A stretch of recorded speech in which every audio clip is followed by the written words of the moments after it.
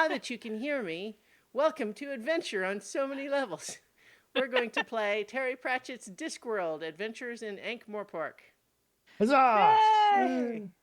I'm Christiana Ellis, and I am, as previously established, even if you couldn't hear me, I am the GM tonight, the Game Master.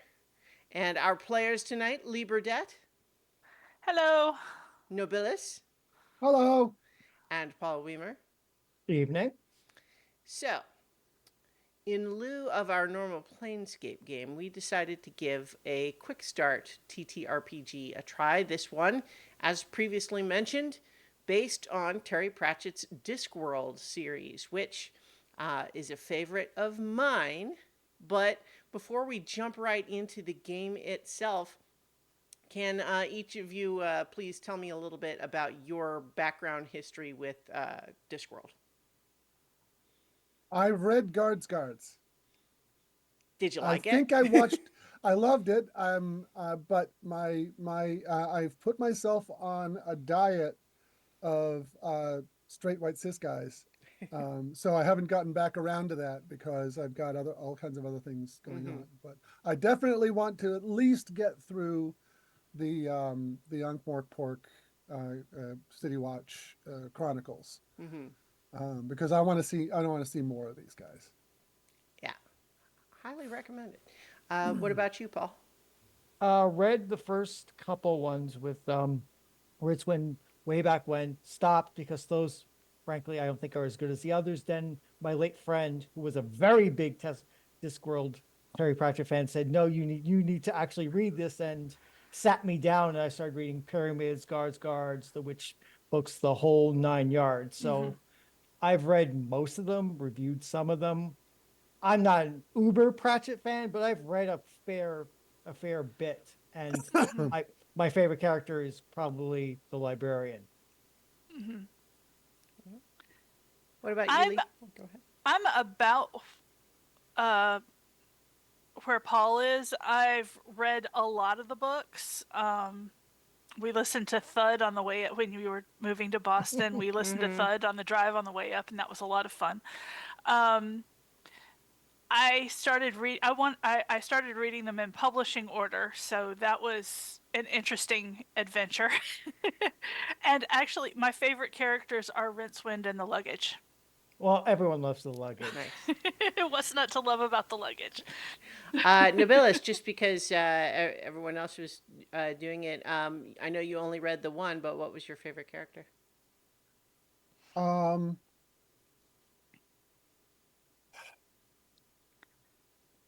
I love them all. I, I, yeah. I mean, I have a special. I love simple people. So and I've forgotten all of their names, but the fellow who was raised by dwarves, Captain Carrot. Yeah. Captain Carrot. Carrot. Yeah, he's.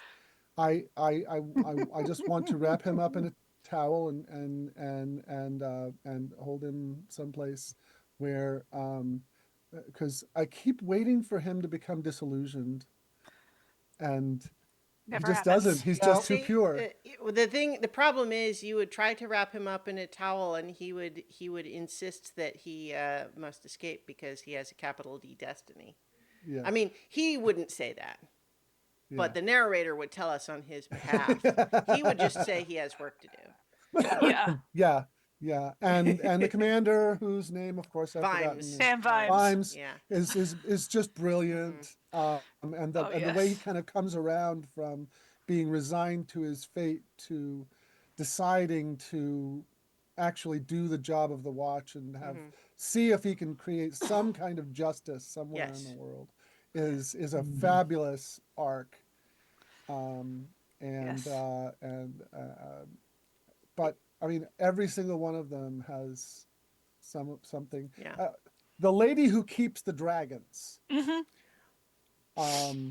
has also, like, I mean, is there a dud character anywhere? I mean, well, I think some of us who have read lots of the books are hearing some of what you are praising and just smiling in anticipation of things that you're going to read if you ever continue the series. Yeah, Yep. I'm absolutely going to. The question is Mhm. just, it's going to take a little Sure. while because Some of those things are actually relevant to the adventure tonight. Just to wrap up that little segment, I myself have read all of the Discworld books, although none of them super recently. Like Hmm. I had gotten to the point where I was reading each of them as they came out, and like right away when they came out. But since it's been a little while, I really haven't read any of them since then. Hmm. I love Sam Vimes. I love Death. But I think my favorite character is probably Susan Stohelet, aka the daughter of Death. Hmm. Um, Adopted, naturally. Yeah. Um, but yes, so in any case, though, given that we are, all at least have a passing familiarity with Discworld, just in case anybody watching or listening does not, it is a series of fantasy novels written by Terry Pratchett that are very comedic in tone and frequently comedic in such a way that they are a satire not of fantasy but of modern life. Hmm. And they are incredibly good and funny. And if you haven't read any of them, what are you doing? You should go read some. Hmm. Um, as kind of a couple people mentioned, it is often sort of not necessarily recommended that people start with the first two, The Light Fantastic and The Color of Magic. I think I said them in the wrong order, but You did. Hmm. um, Yeah. but those two books I think are good and entertaining, but not considered really representative of the series and as it becomes later. So No, I found that the hard way. Wait, what? Yeah. What? yeah, so Guards, if Guards, you're Guards is a great way to, great place to start. It Is is Guards, indeed, and Guards. and there are a bajillion suggested reading orders that people have out there. You do not have to read them in order. There is a loose chronology, but it really does not matter. So you can Hmm. read them in any order you want, and it will be fine. But in any case, since that's what Discworld is, the novels, let's talk about Discworld, the role playing game. First of all, I guess we also just see you can see on the screen here we have a depiction of Discworld and its known scientific cosmology, which is that it rides on the back of four elephants, which in turn are riding on the back of a giant space tortoise named Atuin. Actually, I shouldn't say tortoise because this is in fact a turtle, not a tortoise. Hmm. But one of my favorite little random bits of trivia is that there is a lot of astronomy type science done by the people on the Discworld trying to determine what is Atuin's gender destiny. because it is theorized that Atuin is perhaps swimming to an eventual mating area, and obviously, um, which it is, could have significant impacts Literally, on the literally Discworld. significant Yeah. impacts. In any case, though, we could go on and on about funny little bits in Discworld, but let's talk about Discworld, the role playing game. It is a very rules light, loosey goosey sort of system, which I think is appropriate for the setting. Um, but it's specifically going to talk about, there are still players and a GM, and essentially, what happens when you make your character is you are assembling a number of traits that they have. And that is it's something that's true about them. And we'll talk a little bit more about what makes a good trait in a little bit. But whenever a test comes around, like anytime you're trying to do something where the outcome is in doubt or there is some risk of consequences, it's pretty much just a straightforward you try to tell me which of your traits you think apply to how you are attempting to solve this thing. And based on your argument, I will determine which of the outcome dice you are going to roll. And those outcome dice could be anything from the D4 to the D20, but not the D8. Because the D8 if you have read a lot of the Discworld novels, you will know that there's a whole thing about 8 is like the number you're not supposed to say. And just for the sake of being clear in our description of the mechanics here, I'm not going to continue that bit for the moment, but it's worth noting that the actual PDF of the Quickstart does. It does occasionally mention the actual D8, but the point is the D8 is what's known as the narrativium die. It is representative of what would happen in Discworld without the character's intervention. And so the idea is always that one of the PCs will roll whichever outcome die, which is anything except the D8, based on, I'll tell them which I think they get to roll based on whether I think their traits are really helpful or not, how difficult I think the challenge is, etc.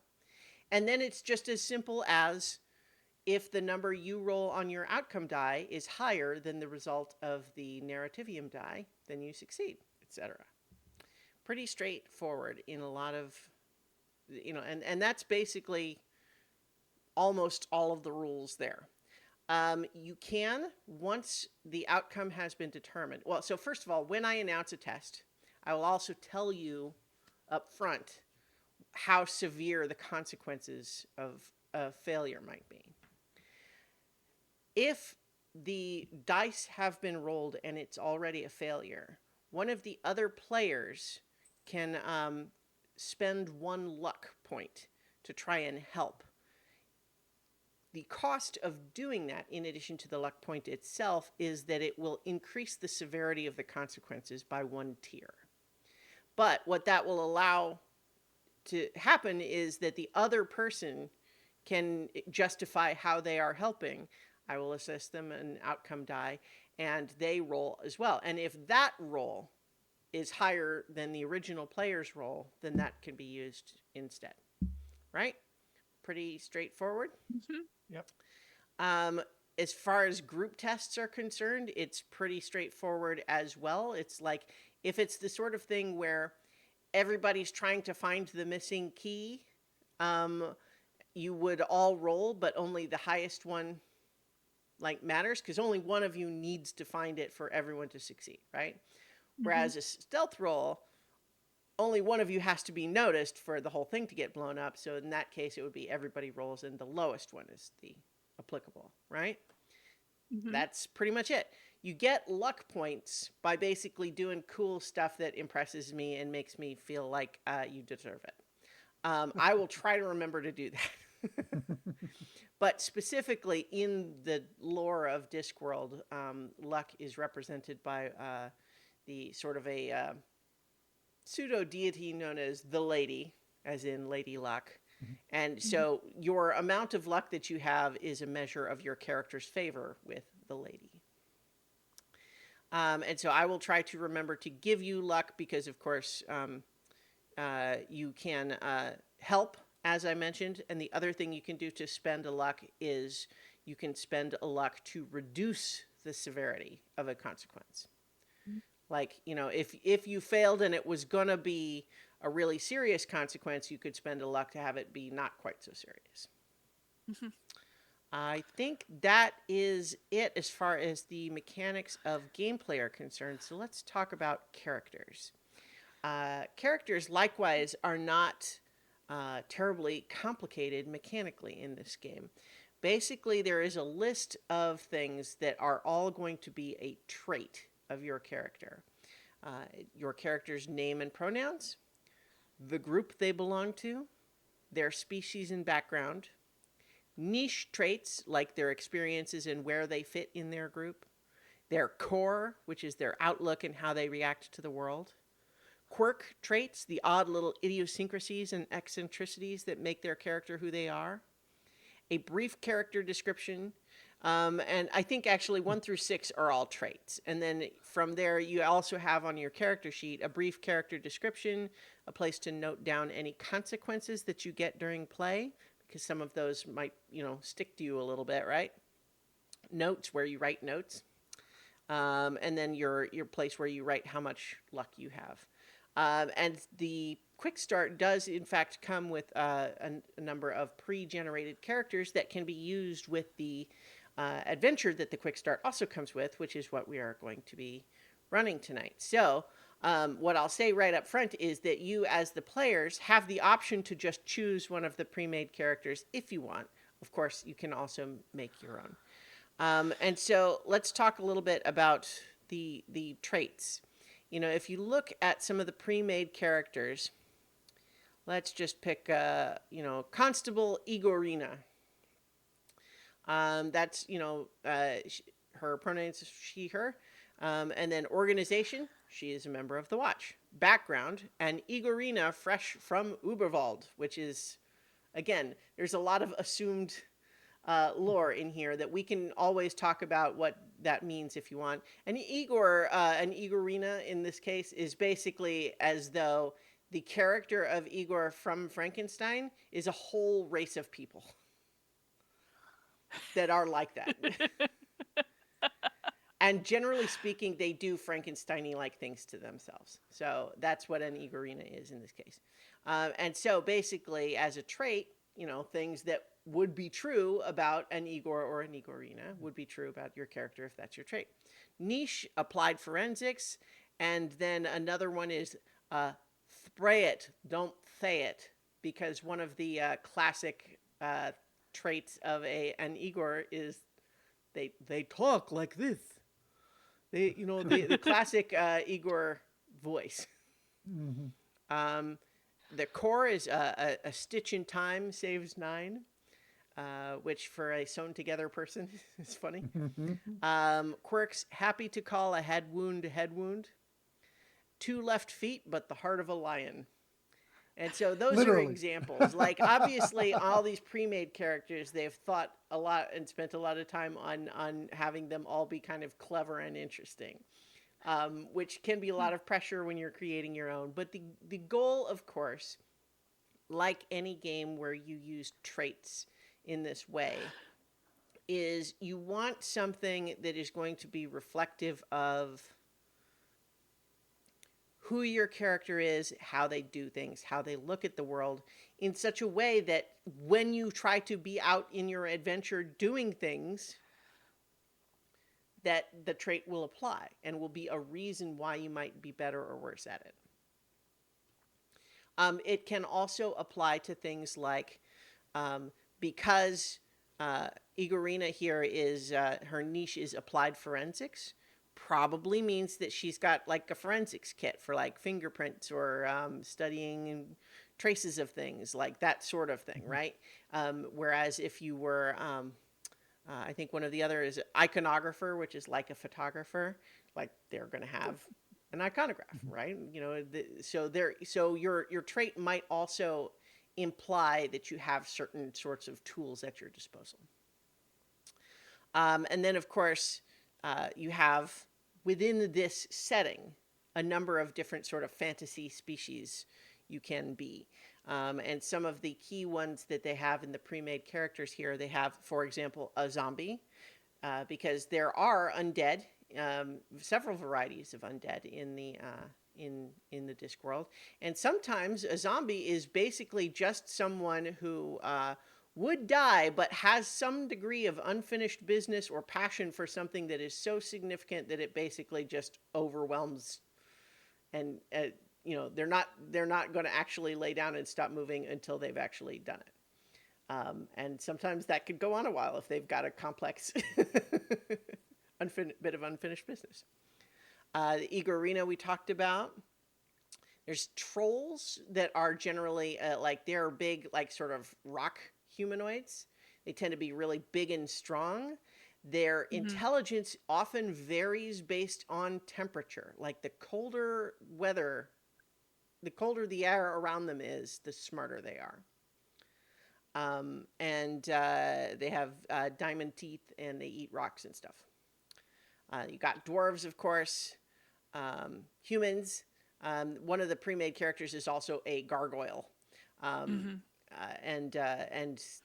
one of the things that they move like a poor stop motion animation is literal text.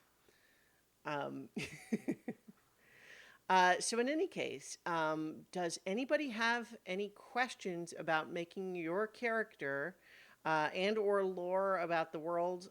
Some of it is going to probably come up in the adventure, but this is free reign to. We can always discuss anything lore wise that is unclear, because in some ways the adventure sort of assumes more knowledge than given individuals might have.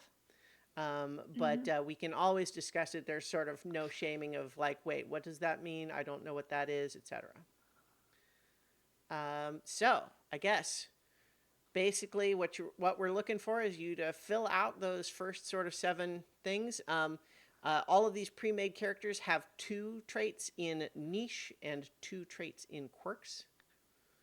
And then 1 in core, 1 in background, 1 in organization, and then name, of course. So It shouldn't surprise any of you that I've already started writing. I kind of assumed that you were all starting. That's all right. Yeah. So I guess, are there any questions about it, or has anyone already got stuff sorted out that they want to talk about? I'm still building. Oh, one the detail character. that I told everyone, off of the stream, but is relevant, is that for this quick start adventure, all of your characters need to be members of the Watch, the City Watch, which is Right. like the city police. That's just that's the premise of the adventure. So that's a limitation that obviously, if you were playing a longer, fuller campaign, that not this specific adventure, you would not need to be a member of the Watch. But for tonight, yes, you do. We could come up with an explanation why someone who is not already in the Watch is helping the Watch with this case, for example. But I think it's just simpler for tonight to let's just have everybody be in the Watch.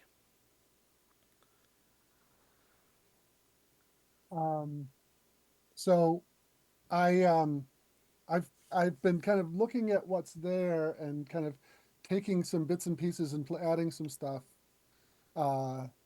And I've got everything except my second quirk. Okay. You want to tell So us what you've got? his name is Thomas Pector. Okay. He's a professional companion with a history. All right. And I grabbed the face of the group niche off of Constable Cliff, and changed public relations to public and private relations. Hang on, just sorry, slow down. I decided I probably want to have notes on this, and Okay. so you're playing Thomas Pector. Yes, Hector, Constable Thomas Pector. Pector. Yes. Hector, professional companion with a what? With a history. Uh-huh. All right. His core is desire is a need you haven't committed to yet. And the first quirk I came up with is friends and enemies all over. Okay. And then I started writing some history. Thomas Pector grew up in luxurious circumstances, but as the 12th scion of a somewhat absent-minded patriarch, he didn't inherit much when Pater finally forgot how to breathe in. So he did what folks with high birth and low expectations have always done. He became a parasite on the others of his class. For 10 years, he hopped from one bedroom to the next, making wealthy folks with controlling but inattentive spouses' nights a bit brighter. Unfortunately, there are only so many clients, and once his reputation became widely known, there were none. The City Watch Okay.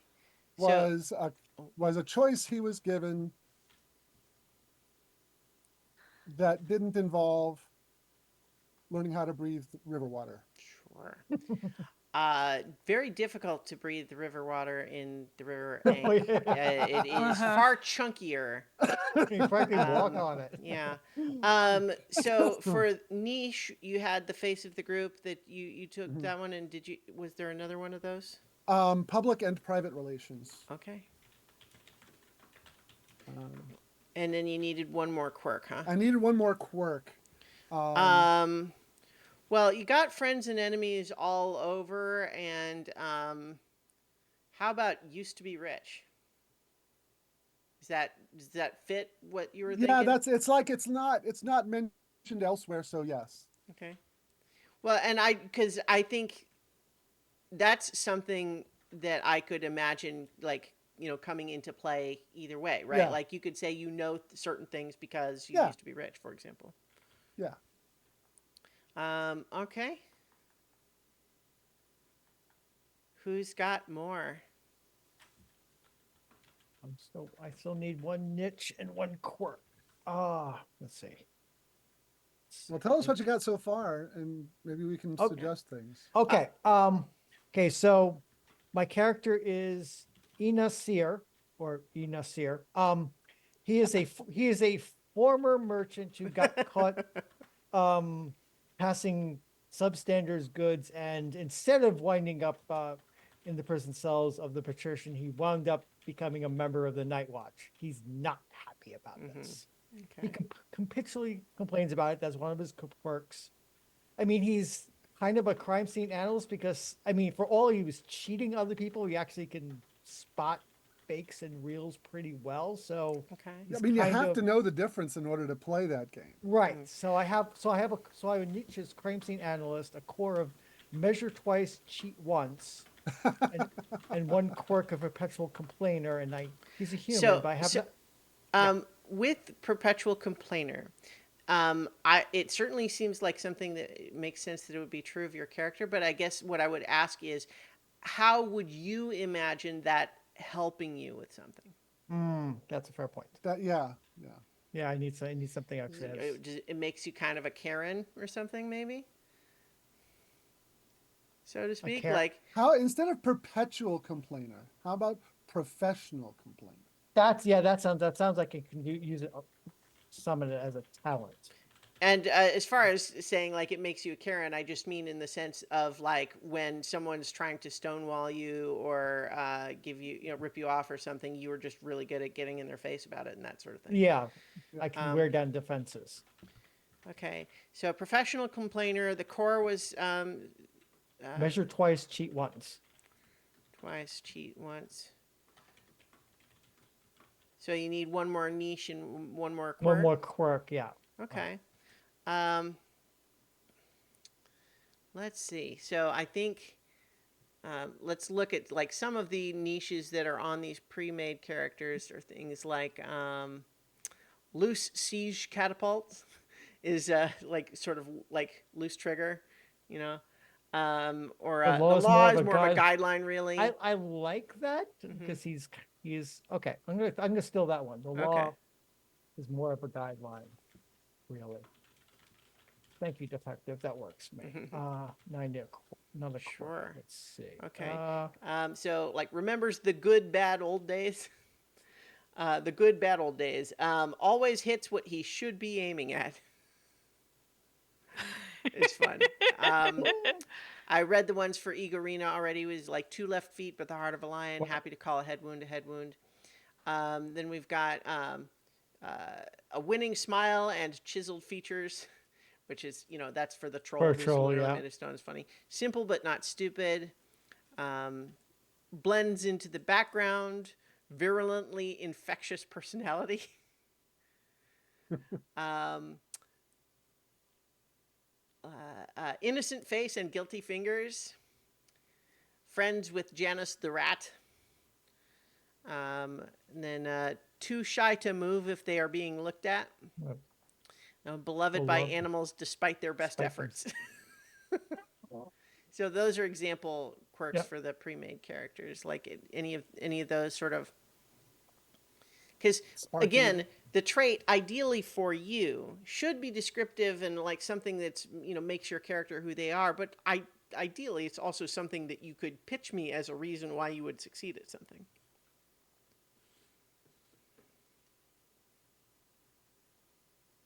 Innocent face but guilty mind. Okay. I mean, he looks like Sure. his copper is definitely perfectly fine. Trust me, just trust me. Sure. Okay, that Okay. gives me a character. All right.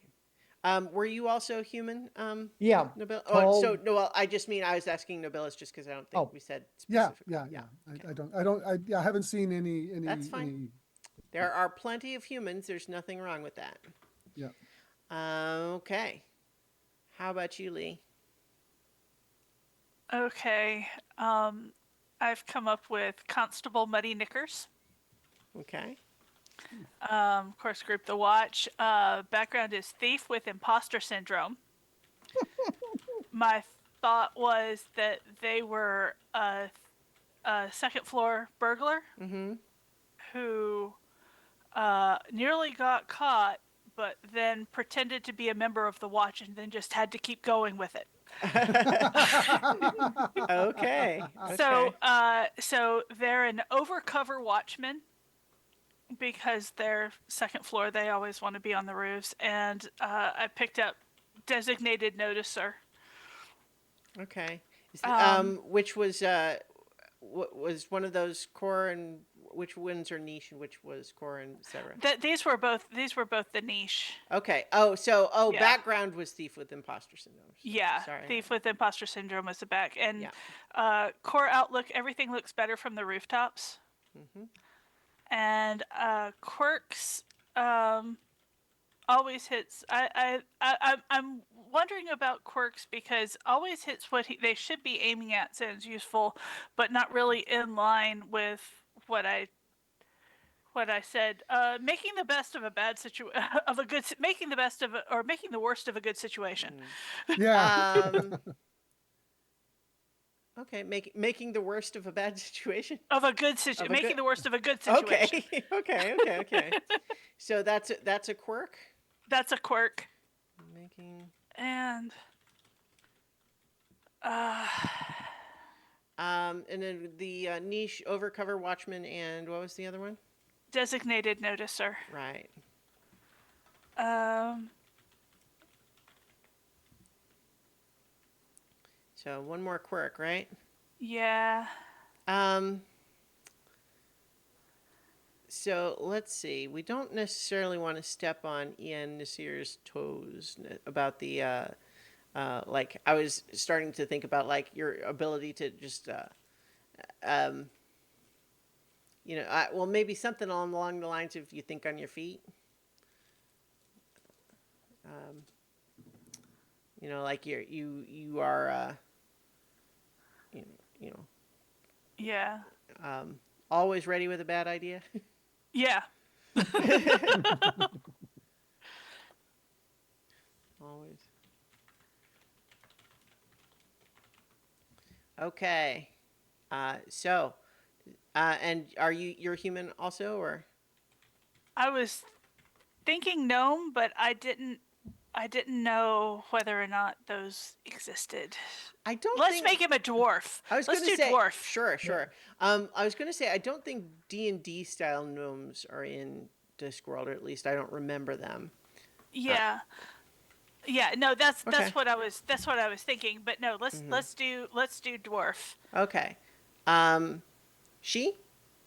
They They. Okay. you can't tell. It is a whole dwarf. thing. If for people who haven't read the books where this comes into play, no one outside of other dwarves can generally tell whether any given dwarf is male or female. They all have beards, and historically, all really kind of dress, act, sound the same. If you want to know how they figure that out, well, that's their business, not yours. So, look somewhere else, nosy. But in later books, it kind of becomes a thing where like certain dwarves start thinking, well, maybe I kind of like the idea of shaving the beard, or maybe at least braiding it, and we can do a little makeup. That would work. Any case, though, that's fun. So we've got 2 human he, hims, and a dwarf they, them. Okay, is that right? Yep. Yeah. Okay. Does anyone have any other questions about making their characters, or are we ready to jump into an adventure? Let's hit Let's the try streets. this thing. All right. Okay. Tonight's adventure is called Up in Smoke. Welcome to Up in Smoke, a mystery adventure for adventurers in Ankh-Morpork. It has the helpful text here in the PDF says, if you're reading this and you're not the GM, stop now. Yeah. Oops, I just skipped to the wrong page. Let's see. What? Dear Adobe, thank you. All right. So, uh, all right, I'm reading. Okay. There's a fun little quote here involving Vimes and solving mysteries and such from the book The Fifth Elephant. Mr. Vimes had told him never to get too excited about clues because clues could lead you to a dismal dance. They could become a habit. You ended up finding a wooden leg, a silk slipper, and a feather at the scene of a crime and constructing an elegant theory involving a one-legged ballet dancer and a production of Chicken Lake. So, as we begin the adventure proper here, Watch, you have been ordered to head to the Sunshine Sanctuary for Sick Dragons to investigate a break-in. Your orders were given to you personally by the commander of the City Watch himself, Sir Samuel Vimes. You remember his words well. He was particularly clear that all 3 points were equally important. Number 1, find out what happened. Number 2, protect the people of Ankh-Morpork. Number 3, don't cause more paperwork than necessary. He also mentioned that if you need help during your investigation, you should talk to Sergeant Engua. She is taking her day off in the bucket over on Gleam Street, so don't expect her to be happy about it. You find yourselves standing on the neat cobbles of Morphic Street, blinking in the morning sun. The wrought iron gates before you bear the words, "Here be dragons." If that wasn't enough of a clue that you were in the right place, a papier-mâché statue of a dragon with a slot in its forehead sits to the right of the gate. It appears to be holding a bedraggled sign that reads, "Don't let my flame go out." So, and if you see in the Roll20 here, I've got a little bit of a location map for you here. And Sunshine Sanctuary is where we're starting, so that's what is uncovered.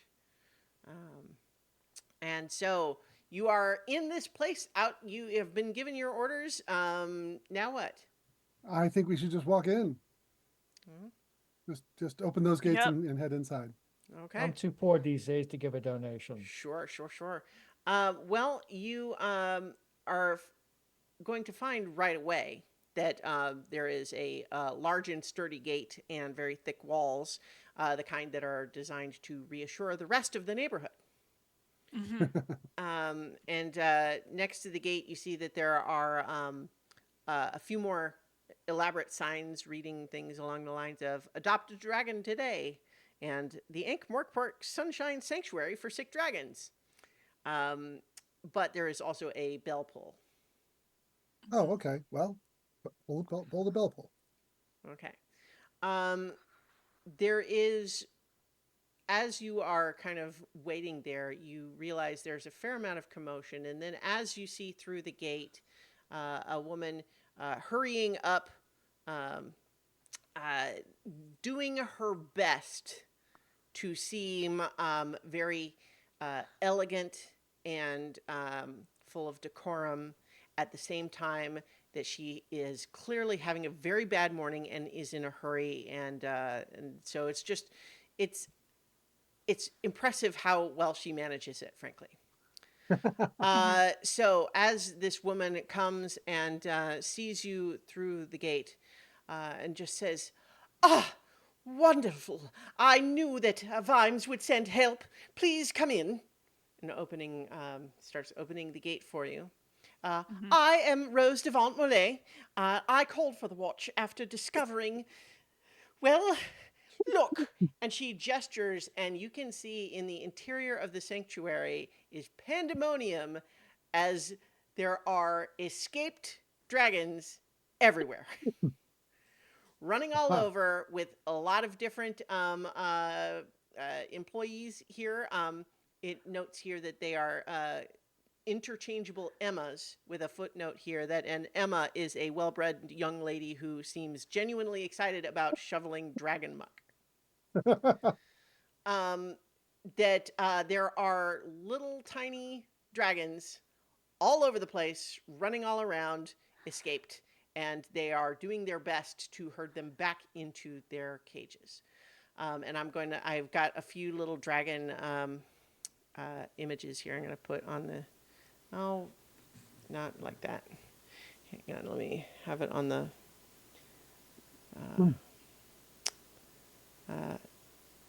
come on, Roll20, help me out here. So, just to be clear, these are very young dragons. They're not very big. It's worth noting about dragons in this setting. Oops. That there are big and scary ones in principle, but by and large, most of them do not live that long because when they are little, they have a tendency to explode anytime they get scared or upset. Okay. Well, And yes, so this Which is makes herding them back into their cages even harder. indeed, Quite. and all the more important. Yes. Where is? Yeah, I'm just struggling to get all of these little images because they're for some reason Roll20 is not cooperating with me. Yeah, so there are dragons of this nature kind of all over the place. And so Lady Rose Devant Mollet says, "So please help, but do be careful. They are quite, uh, um, what's the word? Boisterous. Scout. Uh, um, there's an actual word that me as a GM is really struggling. For someone who tends to just sort of blow up at no notice, like they're Explosive? well, explosive, but Fulminated? like there's a word that's just exactly what I wanted, and I can't get it. But the I have point had is, that so many times lately. so she is. But yes, so do be careful. Do your best to help us to collect them all. But be very careful not to alarm, scare, anger, or otherwise agitate them.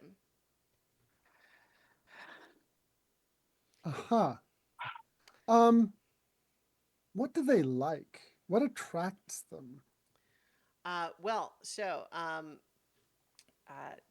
she is looking like she is already ready to be kind of hurrying off, and um, and it's like, well, the normal things. I see.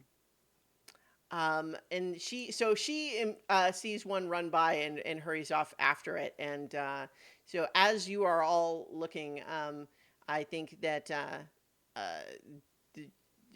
the time has come for you to choose a dragon and try to get it. Okay. So Well, I have a few small tables here of rollable dragons. okay. Okay. So I would like each of you to roll 2d4s for me.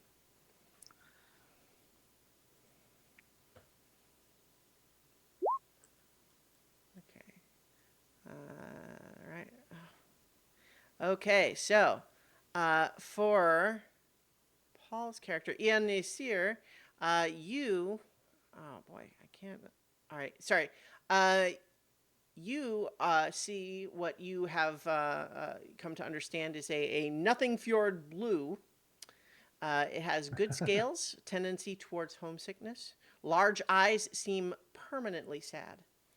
And what it has done is to walk up to you, widen its eyes to a dangerous size, hold up a little leash and make a little sound. I feel you. I feel you, buddy. I feel you. Look at me. I used to be somebody, and now I'm catching dragons for a living. I will gently try to take the leash. Like, Okay. you come with me, we'll get you back to your cage, and everything be fine. All right. Do you think any of your traits apply here? I'm going to be very careful in trying to convince him to do this. So I think my core trait is I'm going to take it nice and easy, not Okay. make any sudden moves. So Mhm. measure twice, So- cheat once. I Right. think applies here. Okay. Yeah. So I think that given that this one seems to be entreating you for help, it's not like running away or anything. I think I'm going to say that this is a relatively um, straightforward one. I'm going to say you have a D12 to roll against my D8. And this is, I think, for now, the different consequence categories are inconsequential, minor, major, and exceptional. And I'm going to say this is a minor because, you're just trying to catch the one, but the stakes, you know, Yeah. theoretically, Boom. yeah. Oh, that Okay. would Well, so well. you rolled a 3 and I got a 4, so that is a failure. So nobody has any luck yet, right? But Oh, uh, okay. Mhm. well, and I don't know. I think you have to be Quicker awarded start. luck first, Yeah. um, Hmm. as opposed to starting with it. You know what? I take it back. Let's The just quick. say you're all starting with 4. Does it say? Okay. Does it say somewhere? And I missed it. I don't. I think you. Yeah. Yeah. So you get luck when I award it to you, but whether you Okay. start with any or not is not clear. But in any case, let's say that you do have it to start, just for mechanics' sake. So what you could do if you wanted is someone else could spend a luck to try to help you, or you could uh, try to spend one luck to reduce it from minor to inconsequential. Yeah, I'll give that a shot. Let's work the Okay. mechanic. All right. So I think that this inconsequential one for now is just that when you take the leash and start to lead it towards back to the cage, it just locks its feet and looks towards the front gate. Of course you do. Yeah. So I No, think we're just going to leave it there for the moment. So for Thomas, sorry, I just have Thomas. Yes, Thomas. Yes. yes. Mhm. Your dragon is also one of the Nothing Fjord blues, um, but yours uh, looks like it is trying to eat a leather boot that is much thicker than its throat. Okay. Okay. Um, I am going to try to get it to play fetch with the boot. So I'm going to like snatch it away and toss it and see if I can get it to play that. And then once I've got it like into that, I'm going to throw the boot into a cage. Okay. So what traits do you think would I think help you out here? I think desire is a need you haven't committed to yet Sure, because sure. it wants that boot. Hmm. Always feel free if you think more than one trait applies to list them all, but certainly I think that in this case will work. Yeah, So I'm gonna that's the only one that I think applies. sure. So I think we're gonna do basically the same roll that you can roll a d12, and it's minor consequence. A So you 9. rolled a 9, so it's gonna do pretty well. Hard for a d8 to roll higher than 9. So I think go ahead and narrate how that works for you. Well, I mean, I snatch the boot away, and at first it gives me a snarl and a snap, and I flinch away for a moment and toss the boot across the yard there, and it galumph galumph galumph galumph goes up and grabs the boot and shakes it a little, and then I kind of looks at me kind of quirky, is like, "You're not going to take the boot again, are you?" And then I go and take the boot and toss it, and it galumps along, and then figures out, oh, this is actually fun. And we toss the boot a few times, and then into the cage, clang. Mhm. Okay, you've got your boot, but you're also in the cage. So, win-win. Yes, well done. Yes. So, for Muddy, your dragon is a Jessington's Deceiver. It is small and better behaved than the Golden Deceiver, tends to hoard pickle jars. And your what it's currently doing is burning. A puff of flame erupts from the mouth of the dragon, setting fire to the wheel of a wagon nearby. Inside the compound, right? Yeah. Okay. Mm. All right. Kind of belches and then licks its chops and.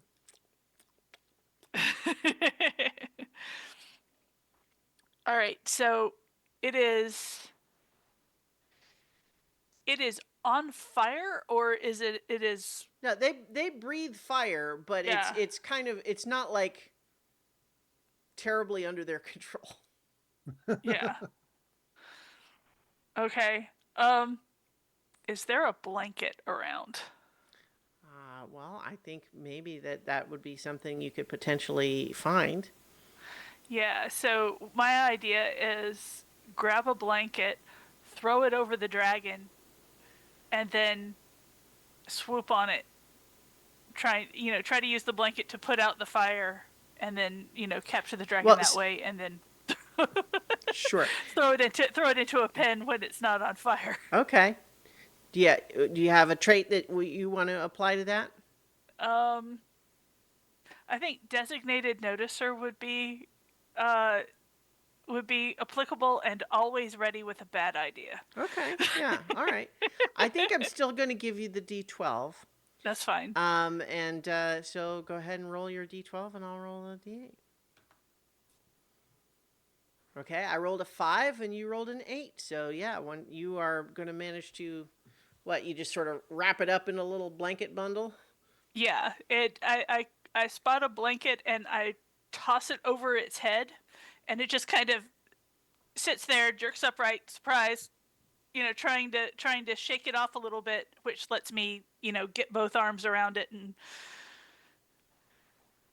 haul it over to its cage. I'm going to keep the blanket though. It doesn't get to keep the blanket. That blanket was useful. One note just for everyone's mental picture: these dragons are like 2 feet long. They're little little guys. Yeah. But I'm also a dwarf. Yeah, no, a little guy. I just wanted everyone to be kind of picturing approximately the same thing, because dragons are going to be relevant to this adventure, as you might have guessed. So in any case, Ian Nasir, you are still, Come on. you're engaged in a battle of wills with this little dragon. Right, and I am stubborn because I can sell subgrade copper to anybody, so I'm going to lean on that. Like and basically kind of talk the dragon into getting up. I can't physically push this thing. I can talk the dragon like there's I gonna mean, be you food for could. you. It's just Yeah, that's it's not 2 my feet skill long. set. You could just drag it if you wanted, but it might have consequences. Yeah, it might go blow up. So Yeah. I was like, there's food there. It's like you're not going outside. Forget about it. I'm more stubborn than you. Come along now. Okay. I don't have all day doing this. All right. So Well, technically. all night. Yeah.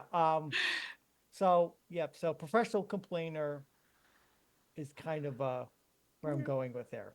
All right. I'm going to give you a D10 for this one, because it's already kind of turned into a stubborn thing. Yeah. All right, here we go. Oh, okay. So Wait. I got a Oh, 1 for the narrativium die. why- So you're why did- probably why- good. Why did mine not actually do anything? It said roll D10. Did you- you not You type need the a slash in front of it. Yeah. Oh, even if it's a slash study. Yeah. Oh, there we go. Okay. Yeah, no problem. So it turns out that this little dragon thinks it's pretty hot stuff, but it cannot out stubborn in a sewer. And it eventually concedes its, its defeat and allows itself to be escorted back to the cage. So, as you have been helping here, and the other people who work here have been also corralling the other dragons and getting them calmed down, you see that Rosie has been very conscientiously she has like a little clipboard, and she has been noting each time a dragon gets put in its cage. And so as the last of them are being put in their cages, she hurries back over you and says, I am very worried to tell you that it appears that a dozen dragons are missing. Oh, That's a lot. Further, one of them is Gunter, and Gunter is a particularly fine example of a pixie-faced smut. But pixie-faced smut is a breed that requires extra care and attention from its owner. And if Gunter does not receive his nutritional additives within exactly 8 hours, it will be too late. unfortunate for Gunter and anybody nearby. Okay. Do you know what happened to set off this chain of events? Did someone break in? Well, something must have happened. The dragons are normally locked in their cages. Someone set them all loose. Mm-hmm. And the ones that are missing, you saw that the gate was closed. If there were missing dragons, they could not have gotten out of the gate themselves. Right. Right. Do you mind if I climb your roof? Just to Again? look for smoke. Certainly, yes, of course. Be my guest. Okay. Some of the windows have roosting dragons inside. Try not to appear suddenly in front of them. I'll do my best. Okay, so you want to climb up there and just look around for clues? Is that the idea? Yeah. Okay. So tell me your what sorts of traits you're looking for here. It seems like you've got a few that would apply. Yeah, I think overcover watchman. Mm-hmm. I always ready with a bad idea is just going to get a lot of play. Yeah. But also my core, everything looks better from the rooftops. Well, for that I think matter, both of those- designated noticer. Yeah. Yes. All basically Yeah. all four I'm of them. I'm gonna give you a D20 for this because I think Okay. it's not only a good idea but one particularly well suited to your strengths here. So Okay. Is D20 even an option? yeah, it's Oh, almost a crit. am I, yeah, I believe so. The tests Okay, what I oh see no, is you're right. You're right. 4d6, It should be up to D10, D12. So go ahead and roll a 12. I'm sorry. Yeah, there you Okay, go. and Well, that's you a still 12. got a 12. Now you So, did crit. yeah, it has a picture of the D20 in the D100. It says if you Roll only needed for rolling on tables. I see. Okay. Yeah. So in any case, you rolled the 12. You got a 12. That's great. So you're going to pick up on a couple of clues here. Okay. One is that you spot that there is actually one dragon that was outside the gate, but he is appears to be asleep, which seems strange. He's on like a little chain, and has got like a little dragon house sort of thing, off to the gate, and is in there sleeping, which given all the commotion, seems odd. I think you also see while you're up there some fresh wheel ruts outside the loading bay of the sanctuary. And they seem fresh, like they would have only been made last night at the earliest. Mhm. And I think I'll give you one more. Um, I think. No, I think yeah. Those are the two clues that you get from up there. Okay. So while you're looking for that, what are Thomas and Ian this year doing? Um, if they've pointed out those ruts, um, I think we start moving in that direction. Sure. You know what? I'm actually going to see if there's any other anything that seems pretty straightforward. But I'd like to see if I can figure out something about um, who it is. So there's been a lot of chaos here, Mm-hmm. but there might have been something left behind that gives us some idea of Mm-hmm. who this is. So, as much as um, I'm going to look for basically anything that looks out of place. That looks, Okay. um, yeah. Yeah. So what traits are you applying? Um, hmm, I'm going to say used to be rich in that um, that was a thing, a situation where everything had its place and certain things were just simply not done, and anything that was um, out of place usually like was easy to see. So Okay. I don't think it's a particularly good one, but it's something. Right. Yeah. I think. Yeah. I think that you didn't really even sell it Making very us hard. no, I'm going to give you a making you stretch. D6. A Yeah, D6 yeah, I for this. figured it was going to be, Yeah. but I don't want to, Well, I so only rolled a 1 on the and D8, I and got a two, so so I think even as you are kind of like walking around feeling like you're above all this, I think you do find that one of the dragons that is, now in its cage looks like it's chewing on something, and you see that it's chewing on some sort of like a scrap of brown cloth. hmm. Mhm. I'm gonna see if I can get the cloth away from it, perhaps by offering it something shinier than just brown cloth. Like Like, what? oh hey, um, uh, um, uh, uh, um, uh, let me think. As long as it's not my beard. Muddy says You're as like, she comes down and starts trotting after the dragon that's outside. um, um, uh, there's, um, there's a box of, uh, dragon toys, and Hmm. they're all in like they're they're all like things that would be in a dragon's hoard, except they're painted leather stuffies.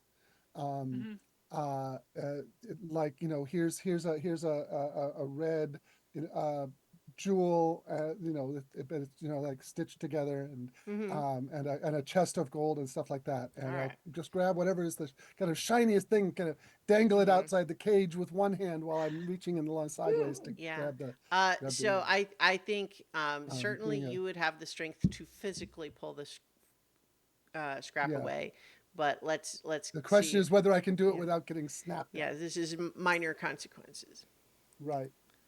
So And as far as uh, uh, works, I'm going to go with desire is a need you haven't committed to yet, because sure. I'm Yeah. trying to event its desire. Mhm. All right. Go ahead and So roll what a should I roll? D10. D10. Okay. 7. Okay, and I got a 4. So or rather, the story delivered a 4. Yeah, so I think you are successful, and once you manage to have this scrap of cloth, although it is chewed and slobbered and a little bit scorched, it looks like it is a fabric that might have been torn off of a trouser leg. It's a fairly bland, brown, simple fabric, but you're pretty sure it was from the cuff of some pants. Okay. Oh, well, I will pocket that. And the fabric is not of any particularly fine make. It's pretty ordinary. Yeah. Pretty ordinary cloth. Okay. Yeah. I mean, it's not cheap. It's just like the most straight down the middle Right. pants. Yeah. Right. All right. Okay. What about Nasir? In the meantime, while my colleagues are wrestling with dragon stuffies and climbing roofs, Enasir is thinking, well, getting 12 dragons out of this building requires some logistics. So he's kind of thinking as a guilty mind, like, how would I do it? So he's checking, especially inside the building, to figure out how they could have been smuggled out and how that might have been done. I mean, eventually we're going to find out the wagon tracks, but he's kind of tackling the same similar problem from the inside. Like, Sure. where I they've will got allow exodus. that Muddy would have called Yeah. out the clues that they found, so you can be aware of those Okay. if that changes what you would do. Well, only slightly in that, like, was this an inside job to look for misplaced keys? I mean, the people coming out of this building with supplies and stuff. So Sure. he's basically checking the loading and receiving area for any clues Okay. he can find. All right. Yeah. So what sort of Innocent traits? face, guilty mind. Yeah. You're trying to put yourself in the criminal's shoes. Right. All right. Okay. Yeah. So let's have you roll a d10. And this is inconsequential, consequence because it's just you just either spot things or don't. All right. Look, you got a 10. I got a 3. So, I think you notice, in addition to confirming what Muddy saw, which is that these wagon tracks seem really fresh, you notice that there are a whole bunch of barrels that look like they have coal, which you understand to have something to do with maybe the dragons eat it. I don't know. But there's a bunch of barrels that look like they are normally full of coal that are mostly empty. Wow. That's how they did it. Or it seems related, at least. Yeah. And I think, are you just looking around, or is part of this talking to Rosie as well? Yeah, he'll talk to other people. I mean, that's mostly Thomas's job, but I mean, I can sell All right. stuff to So, people. let's just say that, like, as you're looking at the barrels, Rosie comes over and just says, yes, normally we have a coal delivery fresh every morning, but they did not arrive this morning. Usually we have a wagon come from Noblers and Sons over on Wharfinger Street. But it appears that they have not made their delivery today. I think they may have taken a withdrawal, Lady Rosie. What? My colleagues spotted wagon ruts. Look at these barrels. I think the dragons were smuggled out. Kripus Nobler has always struck me as someone who has the utmost respect for coal. He is, after all, a master of the black arts.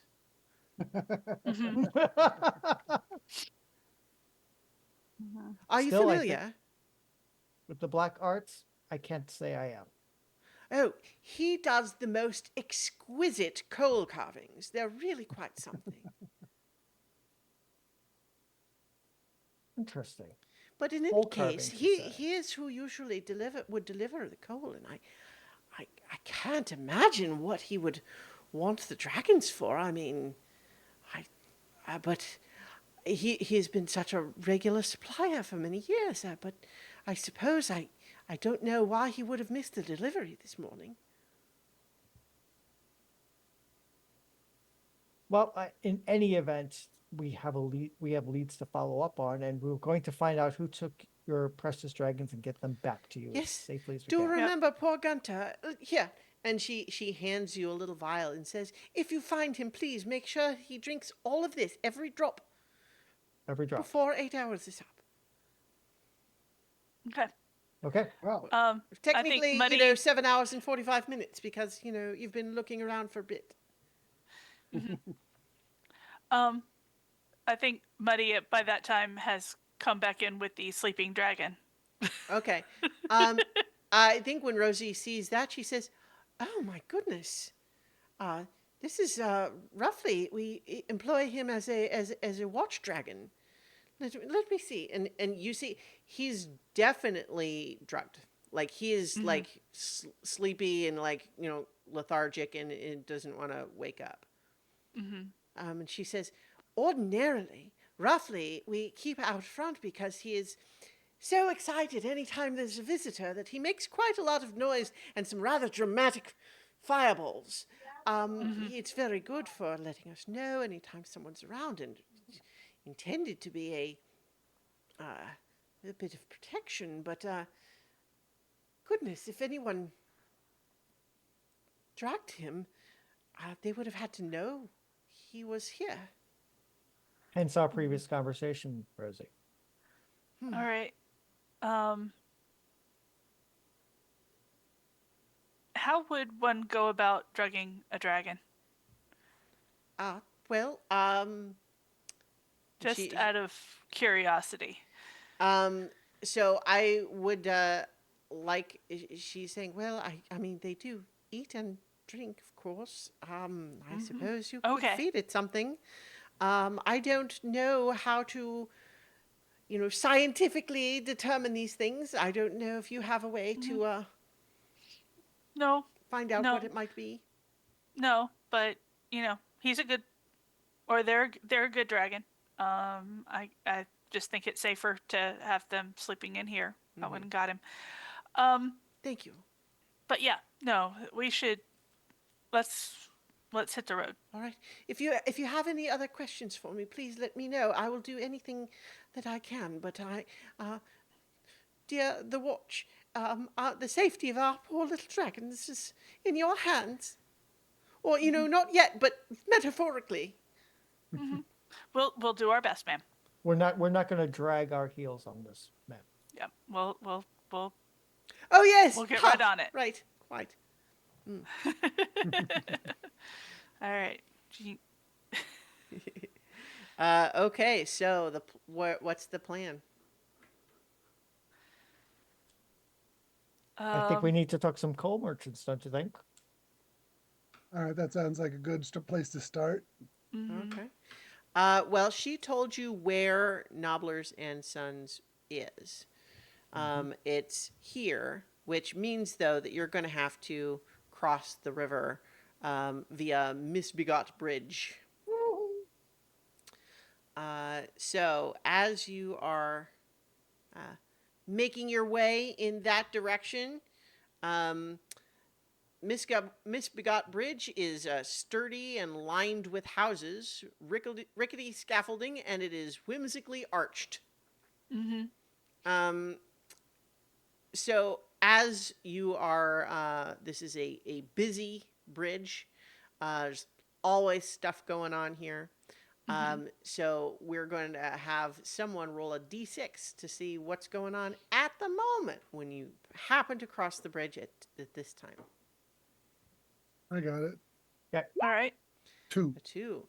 Oh, well, as you are crossing the bridge, one of you, I think the designated noticer probably, hears a little bit of a sound that seems familiar. And as you look, huddled in behind a crate in a little blind alley, you see what looks like one of the missing dragons. Uh-huh. And in fact, I think let's have you roll another 2d4. Do you want me to, or Yeah, you're the one that noticed it. Okay. What's that? Okay. This is another Jessington's Deceiver, and it is apparently trying to eat something horrible. You can't tell what it ever once was, but whatever it is now is something probably this dragon should not eat. You mean Yeah. like one of Dibbler's sausages? Oh, couldn't you never know? Yeah. I mean, Um. if so, whatever has happened to it on the streets could have only improved it. Yep. True. Acknowledged. All right. I think I'm going to get a bun and try and attract its attention away from the sausage and to the bun. Okay, so you're trying to find like a food cart to get a bun. Yeah. All right. Well, it just so happens you hear the gravelly cry of sausage in a bun. Come get your sausage in a bun. Oh God. All right. I will dwarf trot Mm-hmm. my way over and Oh, Oi! good I need a morning to bun. you, goodbye. Would you care for sausage in a bun? Yeah, I need two. One for me and one for them. All right, all right. Well, special offer I can make for you at this time. I think that we can give you those two sausage in a bun for 2 silver, and that's cutting me own throat. Yep. You're not even gonna haggle with Dibbler? That's no fun. Oh, that's my job, not yours. Yeah, that's not my job. That's not my job. um. I mean, if you just pay Yeah. it, that's simple. You Yeah. don't need to roll to I'm just gonna pay it. Yeah. Yeah. So I think to any reasonable, rational person would understand that you have just vastly overpaid for a horrible, horrible, inedible food item. Yes, I Two know. of them, in but fact. but making Yeah. friends always pays off. You're a good sport. I always respect the law and would always follow any sort of guidelines that would be applied to food service. I'll look at him and say, "You and I both know that's not true," and I'll take my buns and go. Oh, I'm offended. I am. All right, and I think the others will notice that as Muddy is coming back, Dibbler thinks it's about time to go ahead and move spots. You don't need to stick around here. So in any case, I think that with a fresh sausage in a bun, Yes. you can probably I will say that you can just well, you know what? Let's do the roll. Have you attempt to gain this dragon's trust, attention, interests? Yep. Yeah. What am I rolling? Well, tell me what traits you're using. Because you've got a good idea, which factors in. But if you have Yeah. traits, then that can adjust up or down. Yeah, I think making the worst of a good situation. Mm-hmm. Yeah, Would sure. fit. Okay. Yeah. Okay. Yeah. So because certainly it's a good situation in that you've already found one of the missing dragons. Yes. But so yeah, go ahead and roll a d10. That's a 5. Okay, well, I got an 8. Wow. And I didn't say I was, we've been using minor consequences, which I think I will go ahead and do for now. And I think, so I think the consequence that is starting to happen here is the dragon sees you coming with more food and hurries to go ahead and swallow the whole thing of what he had been eating so that he'd begin to be ready for the new one. Uh-huh. As you And do. yeah, and then I think whatever it has gone down and its attempt to hurry over to you for more, you see it starting to waddle a little bit and its eyes starting to cross a little bit. And so this is the minor consequence that's getting ready to happen unless something else might change it. Uh,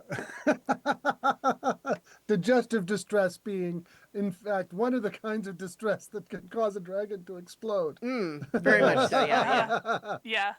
Uh, doesn't happen to be a bucket of water around here anymore. I mean, so the basically you could spend a luck to reduce the severity of the consequence, or someone else could help, but otherwise, yeah, you were. I'm gonna spend a luck to reduce the consequence from explosion, maybe to hiccups. Yeah. I think that what ends up happening is that after a tense moment of oh oh, and it just kind of eventually daintily leans over and goes, yeah. And you see just this little like burning coal lands on the gutter, An and ember. then the dragon kind of turns around in a little circle, pees on it. As you do. And which Yeah. causes it to burn brighter. Yeah, it's like gasoline. Yeah. So I think, but yeah, so the dragon seems pacified for the moment, but it is not like in your custody. No. Mm-hmm. Well, I mean, it It was still a if we ca- failure. It was just yes, inconsequential. Yeah. if we catch it, we're gonna have to go bring it back, and then I, I mean, Well, I can go take it back and then catch up with you, and I'll just take the roofs over, and it'll be easier. It'll be faster. You sure want to carry a dragon over roofs? Well, no, I'm not going to carry it over the roof back. I'm going to find Okay. you by Just taking the making roofs. sure, since I know you're so fixated on climbing roofs, just making sure you're going to not do that on the way. It's my happy place. I know it's your happy place. That's why I'm scared you do it. all All right. right. We don't have any like convenient dragon cages here. Yeah. Like we did back in the sanctuary. So I'm a little worried about what we're going to put it in that will survive the trip. That's why I got two. That's why I got two. I've got one button in my pocket, and I gave the other one to the dragon, and you're gonna just kind of lead it along the whole way on. yeah, I see. So put it on a string and kind of reel it in every time it gets close. yeah. All right. Sounds like a great plan. Yeah. I'm honestly not going to make you roll for it, but it does sound like it is going to be something that's going to have you behind everyone else, unless you're all going together. But so if the plan is for Muddy to go back, take that dragon back to the sanctuary while everyone else proceeds on to Nobblers and Sons. Yeah, I think I that's don't the think we're point, going to yeah. need everybody to find out what's going on at Sure. Nobblers. Yeah. Okay, so while Muddy Knickers is doing that, the rest of you make your way to Warfinger Street in Dimwell. There's bustling carriages, busy commerce, the smell of varied meats. And so the outside of Nobblers and Sons is a neat little shop front with fancy brass lettering. You see out front there is a troll child who seems to be waiting outside the front door somewhat impatiently. Mm-hmm. Does it look like they're not open yet?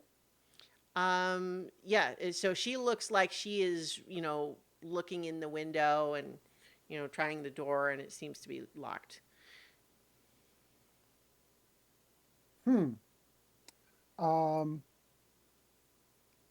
Play this the front or the back? I am rather proficient with back doors. I'll go check around the back. You talk to our little friend here. Okay. And Yeah. now a little troll girl is probably like 6.5 feet tall. Yeah. Hey, So she's while taller than I so am. let's stay in the front here for the moment. So what do you say as Thomas goes around back? I'll introduce myself and ask her name and what she's looking to get in at Knuckles and Sons. Oh, hello. Oh, I mean, hello. I'm a troll and I talk like this. Um, I like the coal here. I like the coal here, but it's not open. It's No, usually will be open by now. My colleague's gonna go look around the back, see maybe they're in the back playing cards or something, you know. We'll figure it out. What's your name? Oh, I'm Sierra. Pleased to meet you, Sierra. I'm Constable Ina. Oh, it's a pleasure to meet you. And she does the most awkward, clumsy curtsy you've ever seen. She's not wearing a skirt. Um, so, Thomas, as you go around, what you quickly spot is that the back door has been forced with a crowbar or Okay. something similar. You see, it has clearly been broken into, Yeah, destructively. I am going to head inside, and first thing I'm going to do is just go to the front door and let my colleague in. Okay. But I'm going to look around, and Mm-hmm. it's like Sure. looks like the nobblers have Yeah. suffered a possibly unsanctioned burglary. Mm-hmm. So the interior of the shop is filled with brass buckets of artisan's coal, the kind of perfectly shaped lumps that would look perfect on a Hogswatch postcard next to a roaring flame. Um, as you open the door and let your partner in, Sierra just follows right on in. That's Starts fine. looking around. It's like, oh, something happened. Looks that way. I'm sorry, this is a crime scene. You're going to need to stay outside. Well, what? I will casually just take one of the pieces of the coal and slip it to her. She sees you do that, and she just gets a big like, well, her mouth, little shape. It's I okay. I put up the finger and just go. Okay. Run I'll along, pretend I now, didn't see Sierra. it. Yeah. Run along now, It Sierra. turns around. Yeah. So, yeah, she runs off with that. So as the two of you go upstairs, in the upper room, um, you see the figure of a dwarf who has been tied, gagged, sitting there in that chair. You can see that the skin is too pale and does not appear to be breathing. Oh. Bound and gagged and then killed? That's oddly what would you call it? And Thorough? Captain Vimes said no paperwork. This is going to mean paperwork. Yeah. I have a little it's a little picture. This is your dwarf, only, more tied and gagged and not breathing. Any initial indications as to why this fellow passed away? Was it like dear old dad and just forgot how to breathe in, or did No, somebody make him forget? uh so um I think that as you are, going in, well, so like what are you doing in order to try to determine cause of death here? Um,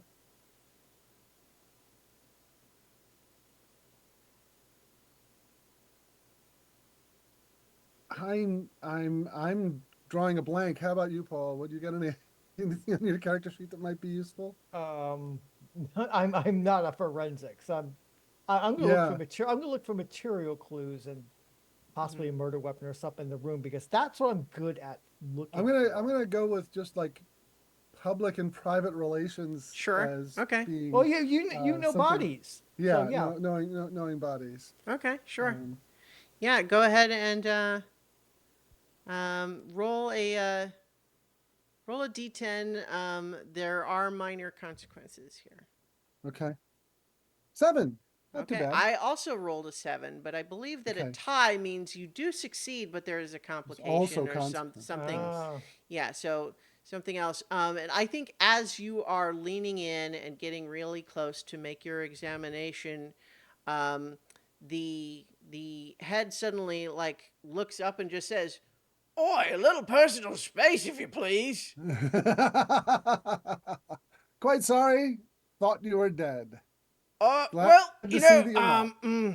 I'm a little confused about that myself, because I kind of feel like I'm not needing to breathe anymore, and I don't really understand exactly what has happened. Would you untie me, Uh, please? Yeah, let's get you out of yeah. those those knots. That I'm particularly good at. Getting knots undone quickly. Oh yeah. Uh, so, all right, all And right. getting them So done I think once quickly. you untie him, he's a little standoffish of you. He's like, all right, what? I mean, I Night appreciate the watch. assistance here, but the watch. Yeah. Oh well, I guess that's probably good. I think I need to report a crime, like maybe a Murder. murder. Also breaking and entering. Well, probably that too. Yeah, but Let's I have a kind look of around. was, Let us know I if there's think feel like anything that's burying the missing. lead. Never miss the small details.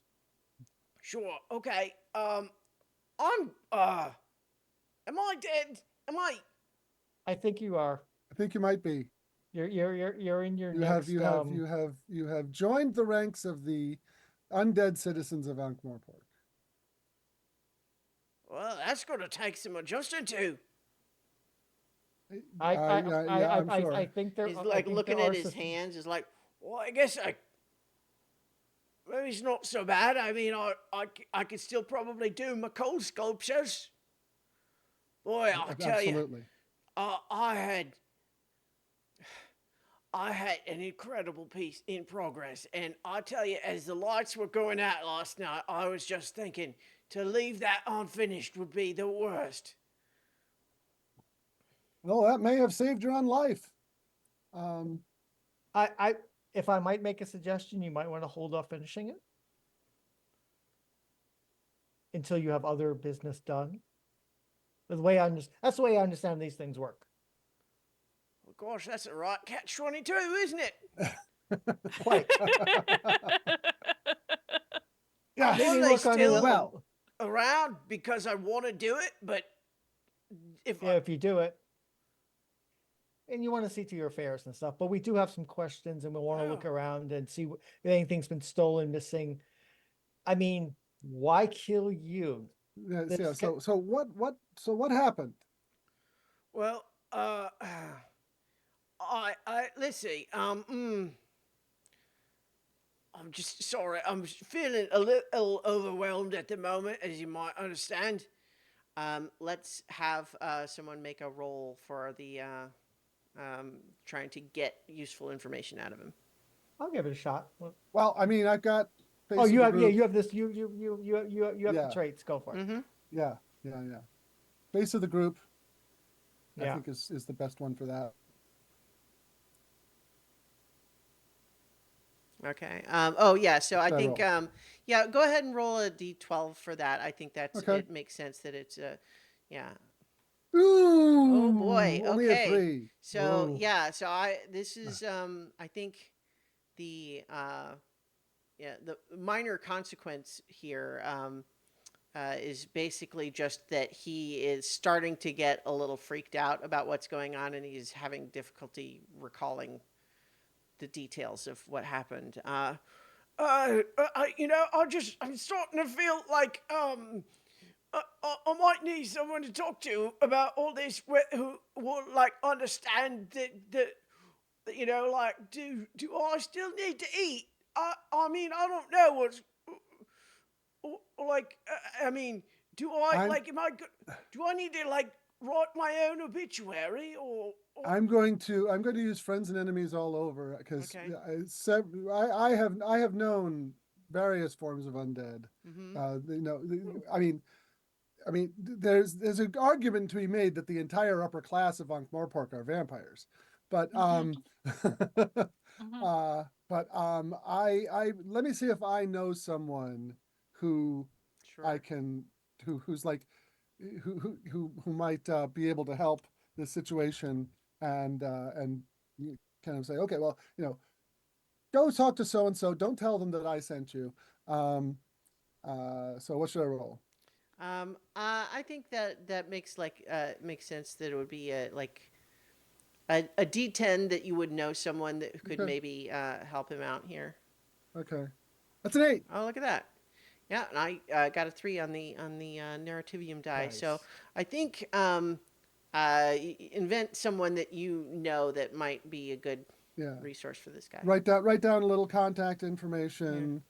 Like, Um, oh, okay. Well, they'll be able to put their entire family became zombies about 200 years ago, and so they're quite familiar with how this whole situation works. oh my goodness. Okay. Well, let's see. What can I remember? Well, uh,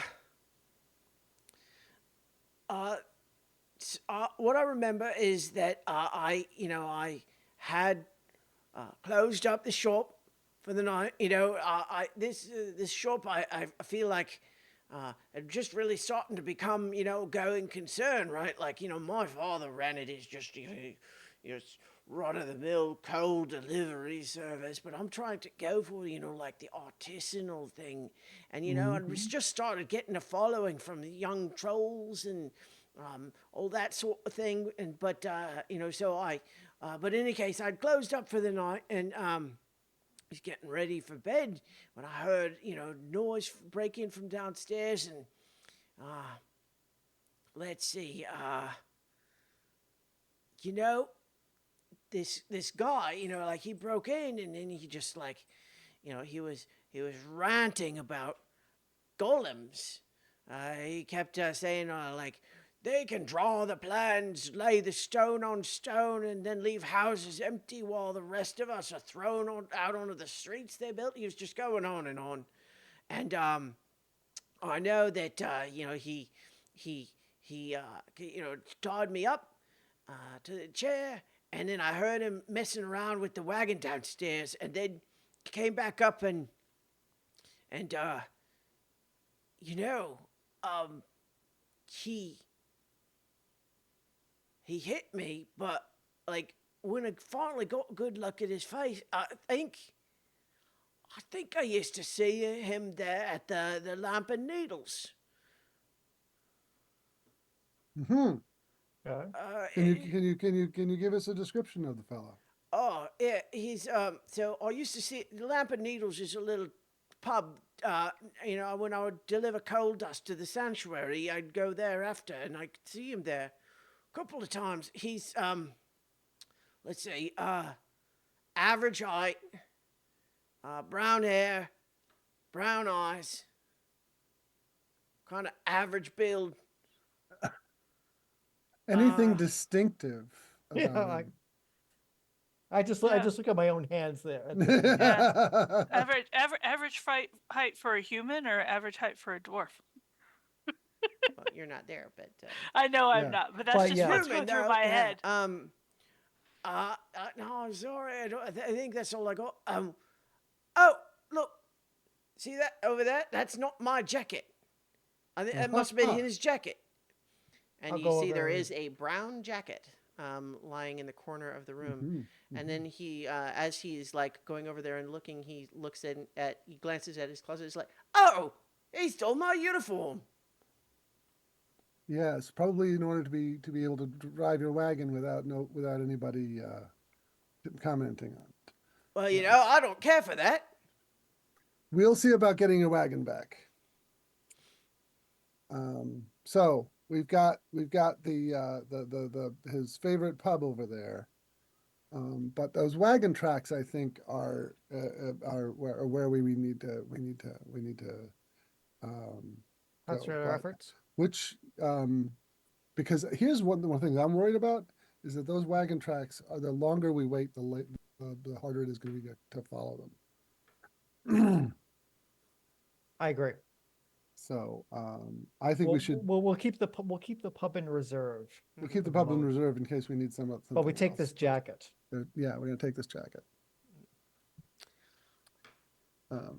Stuff it into the extra large sized evidence Yeah. bag. The jacket does certainly match the fabric from the pant cuff, as you Right. might have expected. Mm-hmm. And I think you notice as you're putting it in your little sack, it has ink stains on the sleeves. Uh-huh. So Aha. looking for a recently unemployed scribe of some sort with torn pants and no jacket. So I think as you're coming back downstairs, you catch a group of troll kids emptying out the displays. I think as they see you coming, basically as you're coming down the stairs, you hear a bunch of muffled like, "They're coming! Get out here!" And then you basically see them running away with their hands full. Kids. Not our case. Yeah. Let the day watch handle it. I think Cribbus is like, "Aren't you going to do anything about that?" Would you rather we catch your murderer first?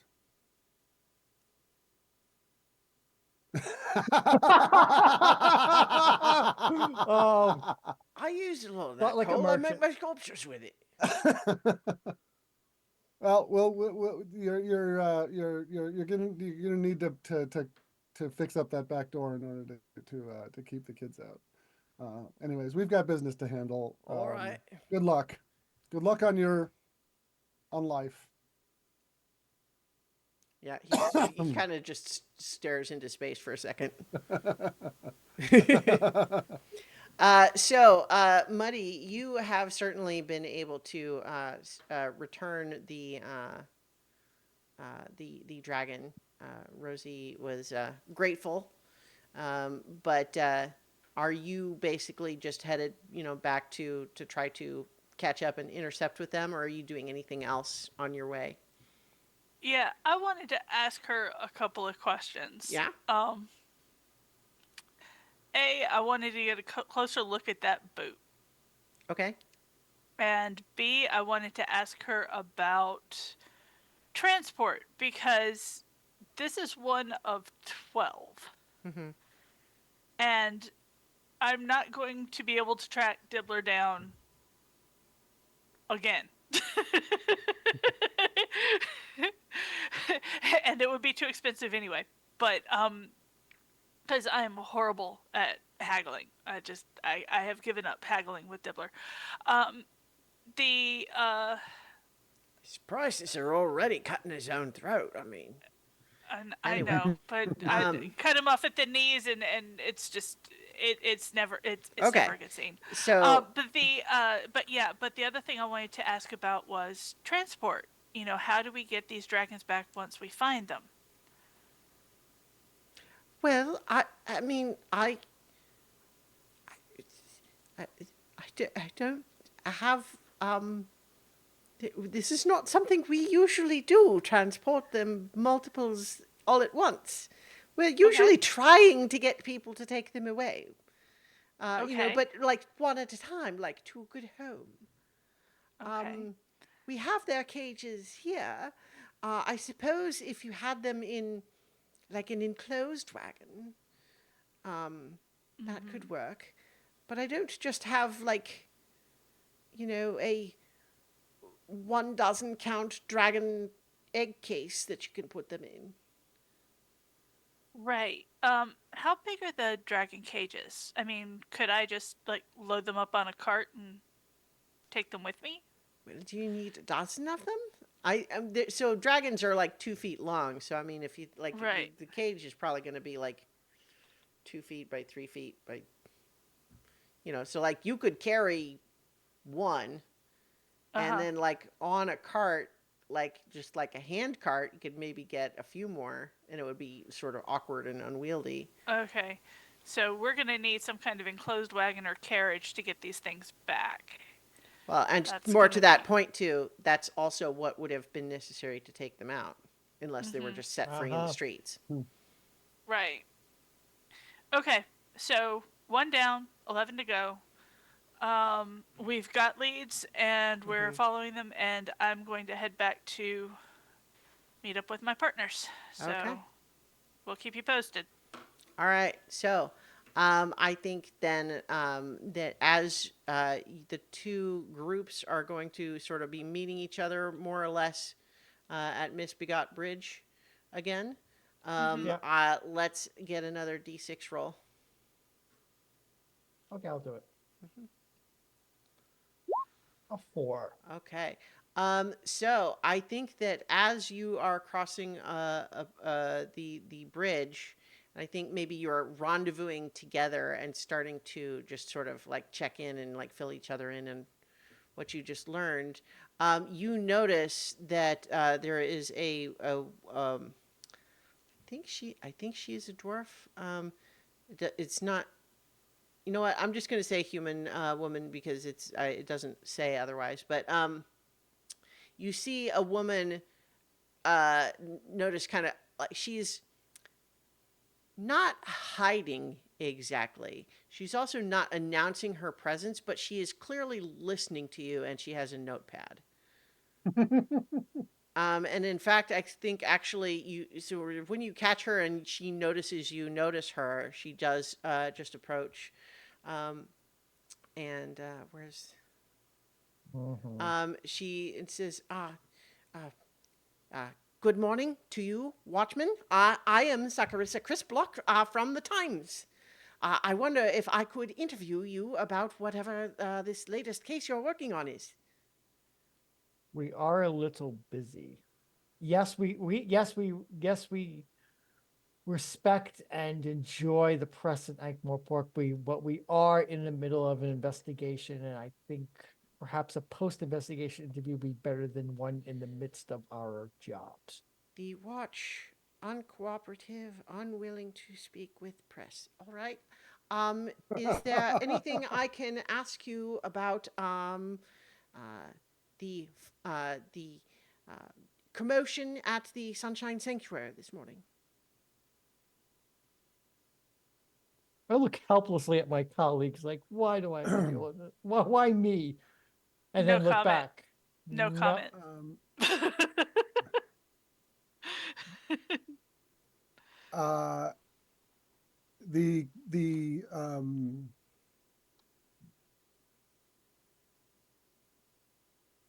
the activity at the Sunshine Sanctuary that was previously chaotic is no longer quite as chaotic. We are looking into the cause. There may be some criminal activity involved. We'll we can update you once we've learned more. Well, I would request if you are able to come over to the Times and give us a real interview to tell us once you can, of course. In the meantime, obviously we can only report on what we know, and sometimes we have to guess. But if you were to come and tell us what really happened, then of course we can print the truth. Is there a watch policy with regard to that? Does like have like a press contact, Point or is three the from Vimes was do not cause any more paperwork than necessary. yes, Right. indeed. I Um, guess getting into the papers would count as paperwork. Well, it certainly causes some to be needed anyway. yep. That's why we were trying to stonewall. Yeah, to no, I, this. no, I, yeah. Yep. I just, That's I all we happen have to to say know at this that there time. was quite a bit of commotion there, and so I'm glad to hear that it has been resolved. Perhaps I'll have to go ask them how it's going. Hmm. Unless, of course, you promised me an Yes, interview. they would love to have your visit there. I'm quite certain. Are they So, once again open? I was there this morning, and they were not open. um, I wouldn't be surprised, but I don't know for certain. You were there most recently. Have they reopened, or are they still closed? Yeah, I mean, they're Actually, open. yeah. Yeah. Yeah, Okay. they're open. They're open. Good. Yeah. All right then. So I look forward to hearing from you about that interview. I'm certain that you do, Zachariah. Saccharissa. Zacharias, sorry. Yeah. All right.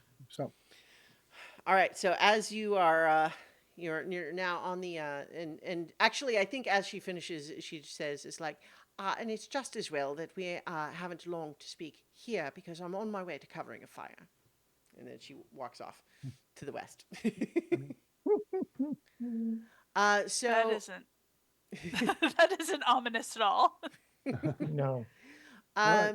In any case, though, where are you headed next? I would like to see if we can look at look where those tracks lead. Okay. Though I am at this point I am not, Sanguine. yes. Yeah, Hopeful. I Yeah. think so. I'm not going to say you shouldn't do a roll, but I think you will be aware that it's one thing to notice the tracks specifically outside a specific building, but as soon as you're getting onto the roads, like Mm, there's wagons and stuff coming through here all the time. It would be very difficult to track one wagon from another, but you can roll if you want to give it a shot. mm. You know what? I don't. I think it's probably not worth the time. Um, so you know what? Let's head to that tavern and see if we can get a name connected to this jacket. Mm-hmm. Okay. Okay, let's see. Where is that on the map layer? There we go. Aha. So you are headed actually past. Oh wait, no, that's the wrong one. You know what? I'm just gonna. Which one was the lamp and needles? I think it is that last one there. On that side. But yeah, okay. This is the lamp and needles there. The Ah. Times is obviously where the newspaper is that the reporter was just at, Mhm. and then the bucket is basically the watch bar, like Right. the Yep. off-duty hangout bar. But yes, the Lamp and Needles is back on the East Bank, and so you can head there. Hmm. Um, so this is on Morphic Street in the Scours, and it's kind of a quiet and peaceful area. Respectable houses, faint smell of the river, which thank God that it's faint. Um, Yeah. yeah. Hmm. The front of the Lamp and Needles leans dangerously out into the street, and it is allowed because it is historic. Hmm. Um, Hmm. it looks like it is currently closed, which is not altogether surprising because it's, a tavern and it's morning. But the business is there. You have arrived. Okay. Well, we don't want to. We were. I mean, probably want to talk to the proprietor, anyways. So, uh, um, is there? I mean, it's not open for business, but is there any activity at all? I mean, it looks like closed. So, I Okay. mean, you don't see anybody through the windows or anything. Yeah, I'll just give a rap on the door. Okay. I think it takes a while, assuming that you're persistent. Hmm. But That's event, part. That's my character. yeah. Event, you basically have to do a fair amount of banging on the door, but eventually the door opens and you have an elderly man and woman both wearing like like robes, um, Hmm. and Hmm. uh, they open the door and it's just like, oh, who is it, Marla? Rufus, it's the watch. The what? The watch! The watch! The city watch are here! Why the city watch here? I don't know. And turning to you, why are you here? If we could come inside for a moment, we have a couple of questions. Oh, sure. All right. All right. And they lead you inside, and in the interior here, it's a sort of forced coziness in here. Trinkets on every wall, the scent of musty velvet. This is actually fairly. It's almost less like what you think of as a sort of normal pub. It's almost more like a lounge. A variety of armchairs with that threaten to swallow any who sit in them. Hmm. Yeah, but so it's kind of like a nice hangout place as opposed to just like a bar. Hmm. Um, so yeah, they bring you in and they just say, sorry, we don't have the drinks ready. You caught us kind of No, out of normal business hours. no, we're not here for drinks. I Damn it. pull out the jacket that we found. It's like we're looking for someone who has frequents this establishment, who wears this jacket. He's a fairly ordinary looking human human male, brown hair, brown eyes, brown jacket. Average height. Probably noticed him so much because of all the brown. Perhaps you can give me a name. Yeah. How about a roll? I'm going to use face of the group. Okay. Um, and yeah, Friends public and, relations. Okay. and friends and enemies in all sorts of places, Mhm. and Oh, there's sure. all kinds of. Yeah, I mean, you, this is yeah, this you is can my tag a thing. bunch of things. Yeah. Yeah. I think yeah, go ahead and roll a d12 for that. Okay. Minor consequences. Oh boy, that's only a Oh 2. no. Oh no. And I got a Oh. 3. So this is going to be minor consequences, or unless someone wants to try to help you. You can Given that you only rolled a 3, a help would probably be successful. Mm-hmm. If you Yeah. but you're using your traits, not mine, so I'm not sure what dice Yeah. she's gonna award. You have to basically say, But what are you doing to even if help, it's and only a how do the traits D6, you still apply? got even if it's only a D6, you got a 50-50 chance. Yeah. Oh. Yeah, I think the consequence that is starting to happen is they're just kind of saying, what do you say? And they're basically, it's clear that they are both very hard of hearing. Must be a noisy place.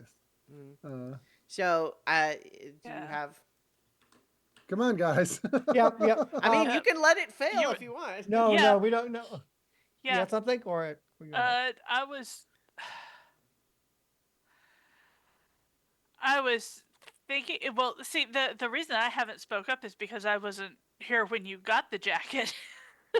Well, we were But told you you about met this back already. yeah. up and you told each Yeah. other what was going on. Yeah. You have a So trick it's that can like, help?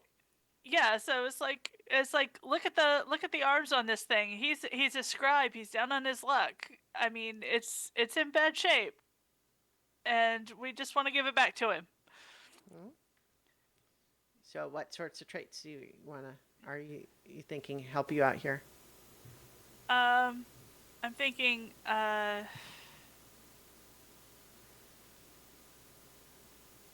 I'm thinking making the worst of a good situation applies. Okay.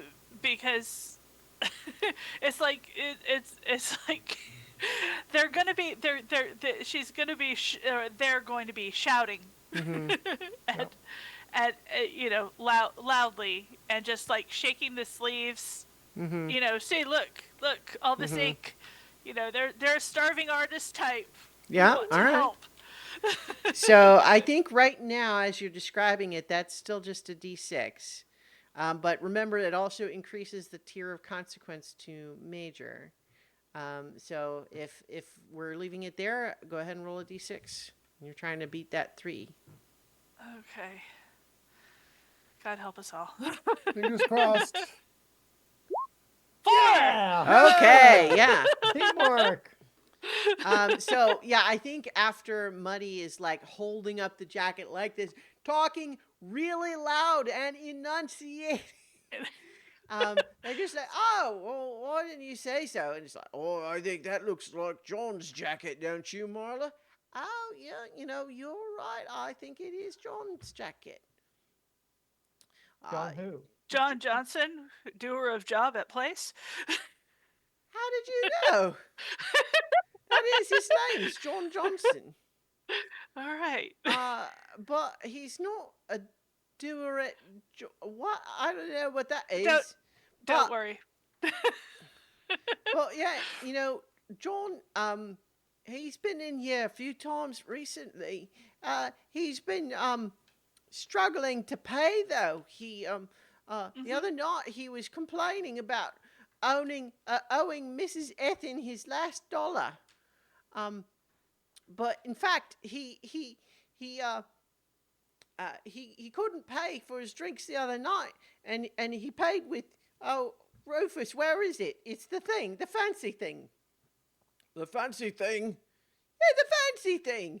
Oh, right. And he goes off behind the bar, and they bring out a strange little device made of brass that looks halfway between like a telescope and a pocket watch. And you can see that etched on the inside of the brass workings are the words "stone on stone."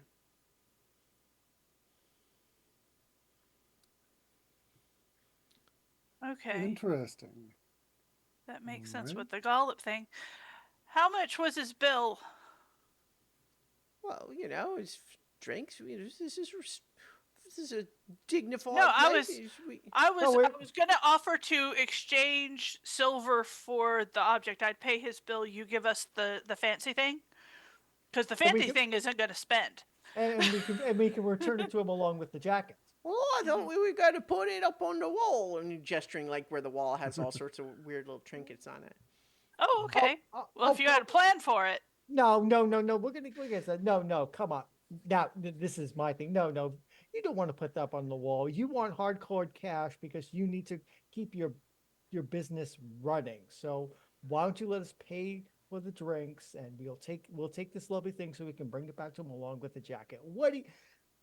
I what do you say? I give my most cherubic I can sell big copper face. Sure. Yeah. Um. So, tell me the traits. It's it's innocent but guilty mind Mm-hmm. is the main one I'm going with here. And also measure twice, cheat once because I am Okay. trying to Yeah. cheat them out of this thing Yeah. because it's Sure. probably worth much more than a couple silver. Mm-hmm. Go ahead and roll a d10. And this is inconsequential consequence right Yep. now. uh, Okay. Oh, I got a I did. 4. You got a 3. Whoops. Um. Oh So well. I think the consequence here is really just that they say, um, "Oh well, obviously, if it's needed for the watch case, and you're offering to pay, I think that's all fine. But we insist that you give us like a receipt, an invoice, for like documentation purposes." All right. providence, I will write out a receipt. Wait. Vimes. paperwork. Yes, Paperwork. yes, but this is important. We're gonna do it. I'll deal Right. with fives. I mean, it's okay. It sounds yeah. I will take the heat for this one. All right. All right. Anything else we can do for you, coppers? I think you've What's, given us everything we need. Thank you very thank you very much. much. What's the special tonight? Uh, you know, What, you know, Brent? what's the fish? The fish? What about the fish? Good to know. No, I was just wondering because I need to have dinner once we finish the case. Might come back. We don't serve fish. Oh, okay. Okay. What? Thank you. Yep. Thank you. All Thank you. right. Good night. You've been a massive help. Okay. You got a thing. Another thing. You got a All right. name. Stone on. Yep, John Johnson. Stone on stone. Does that stone on stone ring a bell with regard? Because clearly this guy was upset about having been fired because he was replaced with a golem, and if this looks like the kind of thing that would have been stolen from his place of employment. So does stone on stone sound like a business that I've heard of? I've Yeah. got friends all over. Let's do a roll for it. But I think this is a relatively easy roll. So with that trait alone, I'm going to give you a D12 and Okay. inconsequential consequences. Look at that, 12. There you go, and I got a 3. So you're fine. You remember that stone on stone is over in Dimwell. It is a it's a construction company. Like they build buildings and stuff. Someplace that would need people that write and also golems. So let's head over there. Yep. right. Okay. So you are once again gonna need to cross the bridge. Here we go again. Where's my map? Yeah. So stone on stone is this one here. And as you are crossing the bridge, let's get another d6. Who hasn't My rolled turn. yet? Yep. My turn. Your turn. 1. Okay. I think that you know what? Actually, re-roll just because so 1 is an encounter with Dibbler. So basically, you kind of already had that. Yeah. 5. 5. You find the way briefly blocked because people are cheese jousting, meaning there's a spot where it is. There's a big dip in the arch of this bridge has a point where it's going up and then kind of down and then up again and then down, and in that dip in the middle, people get on either side of it and roll cheese wheels down at each other, and whichever one stays up wins. And they're kind of blocking the street at the moment. Um, My first instinct is to go up and over, but I know you guys don't like that. You can do that. More for you. yeah. Uh, um, oh my, there wouldn't happen to be any unlicensed gambling going on here, would there? No, couldn't be any of that going on. Mhm, So yeah, let's see a roll. mhm. I Okay. think this is a big, like kind of a crowd on Uh-huh. a bridge, and I'm going to go ahead and say that the challenge is not necessarily hard. I'm going to give you a D10, but this is a major consequence to start with here, just because there's a Okay. lot of Oh, people boy. going on and a lot of stuff Right, happening. right. All right, can Right, I right. preemptively spend a luck point to reduce the consequences? I mean, you can, but there's no need to do it in advance. That's You not can Okay. like, wait, no need to but do- yeah. just be So ready with that luck point. yeah. Yeah. Okay. All Oh right. right. boy. Oh no! Oh, Okay. I'm rolling like So Oh. it crap. sounds like Oh. it is needed. Yeah. And so I think that the consequence here is just that uh, the mad scramble of everyone trying to clear out results in you in particular getting trampled. And it's not Oh. like you're injured so much as you have muddy footprints all up and down the front of your uniform. I put down the consequence mildly trampled. Yeah. Yeah. Better you than me. Right. So you've and I spent the luck point because I think it's because it was my consequence. I needed to be the one who spent it. okay. Okay. All right. So as you head over to the Dimwell neighborhood, I have another image I can put on here. Where's why? Oh yeah. Oh yeah, there we go.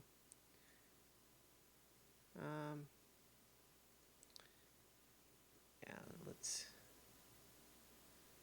This was not native to Roll20. I just had to import all these, but it's like, dear Roll20, please let me adjust the size. Thank you. Yeah, so this is kind of a nicer neighborhood here.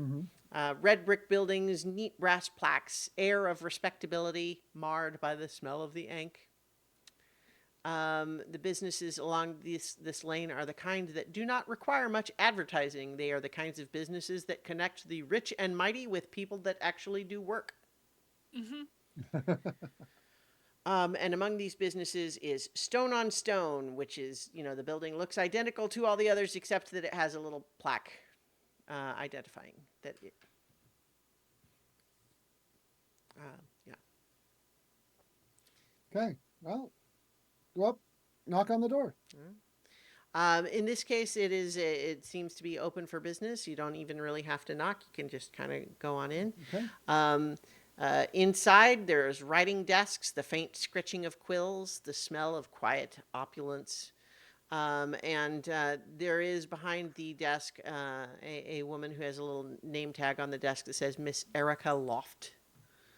And she sees you come in, takes a look at your footprinted uniform, Thomas, and just gives you a little sort of just a little. It's like, oh no, I have to deal with that sort of attitude. But she well, just you see the micro expression, but then she mhm. just says, "Hello, how may I help you?" We're from the watch. Yes, We're look. yes, I could see that. Have you had any recent labor disputes? Labor disputes. Uh, Disaffected employees making trouble? Former well, employees. uh, there we did have to let one of our architects go recently. Hmm. Um, would you happen to have his home address on file? Well, we uh, let's get a roll as you're starting to do this. Okay. Okay. I'm going to Because use face of the group. sure. Mm-hmm. Um, and I think once again, Perhaps minor inhibited a little by consequences. the footprints. Yeah, yeah. I'm gonna yeah. Let's have this just be. I'll have it be a D10. Okay. Oh, but I got an 8, and you I got got an an 8 8. as Okay, well. so I think that that means you're gonna succeed. Uh, in the sense that she has the address. Let's see what's the kind of twist on it. I I think she says you ask for the address, and she flips through a little file and pulls out a little card, holds it up, and just says, "I have a question for you. I want Okay. you to. I wonder if you could perhaps do something for us. We after all are currently in the middle of trying to re-renovate the Misbegot Bridge, and we are having some difficulty with one of our golems. I don't suppose we could have you take a look at him." I look at my companions to see if either of them feel confident with Gollum diagnosis. We can try. I'm willing. I'm willing to take a look at it. So Yeah, tell us more. I've got pretty good eyes. Uh, uh, she turns and says, "Plot, please come up here, thank you." And the golem comes through, and I've got a little bit of artwork for Plots here.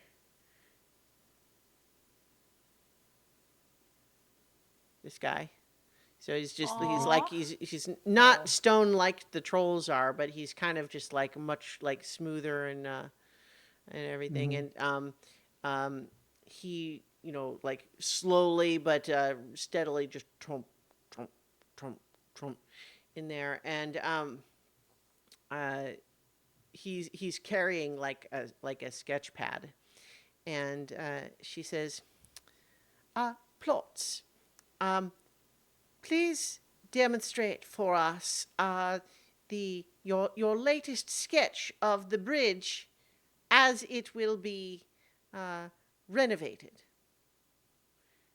And he kind of nods, and then he starts sketching, and he sketches like an old printer, like where he's just doing Mm-hmm. like little dots and lines, but on progressive lines. Uh-huh. Not like a person would sketch it.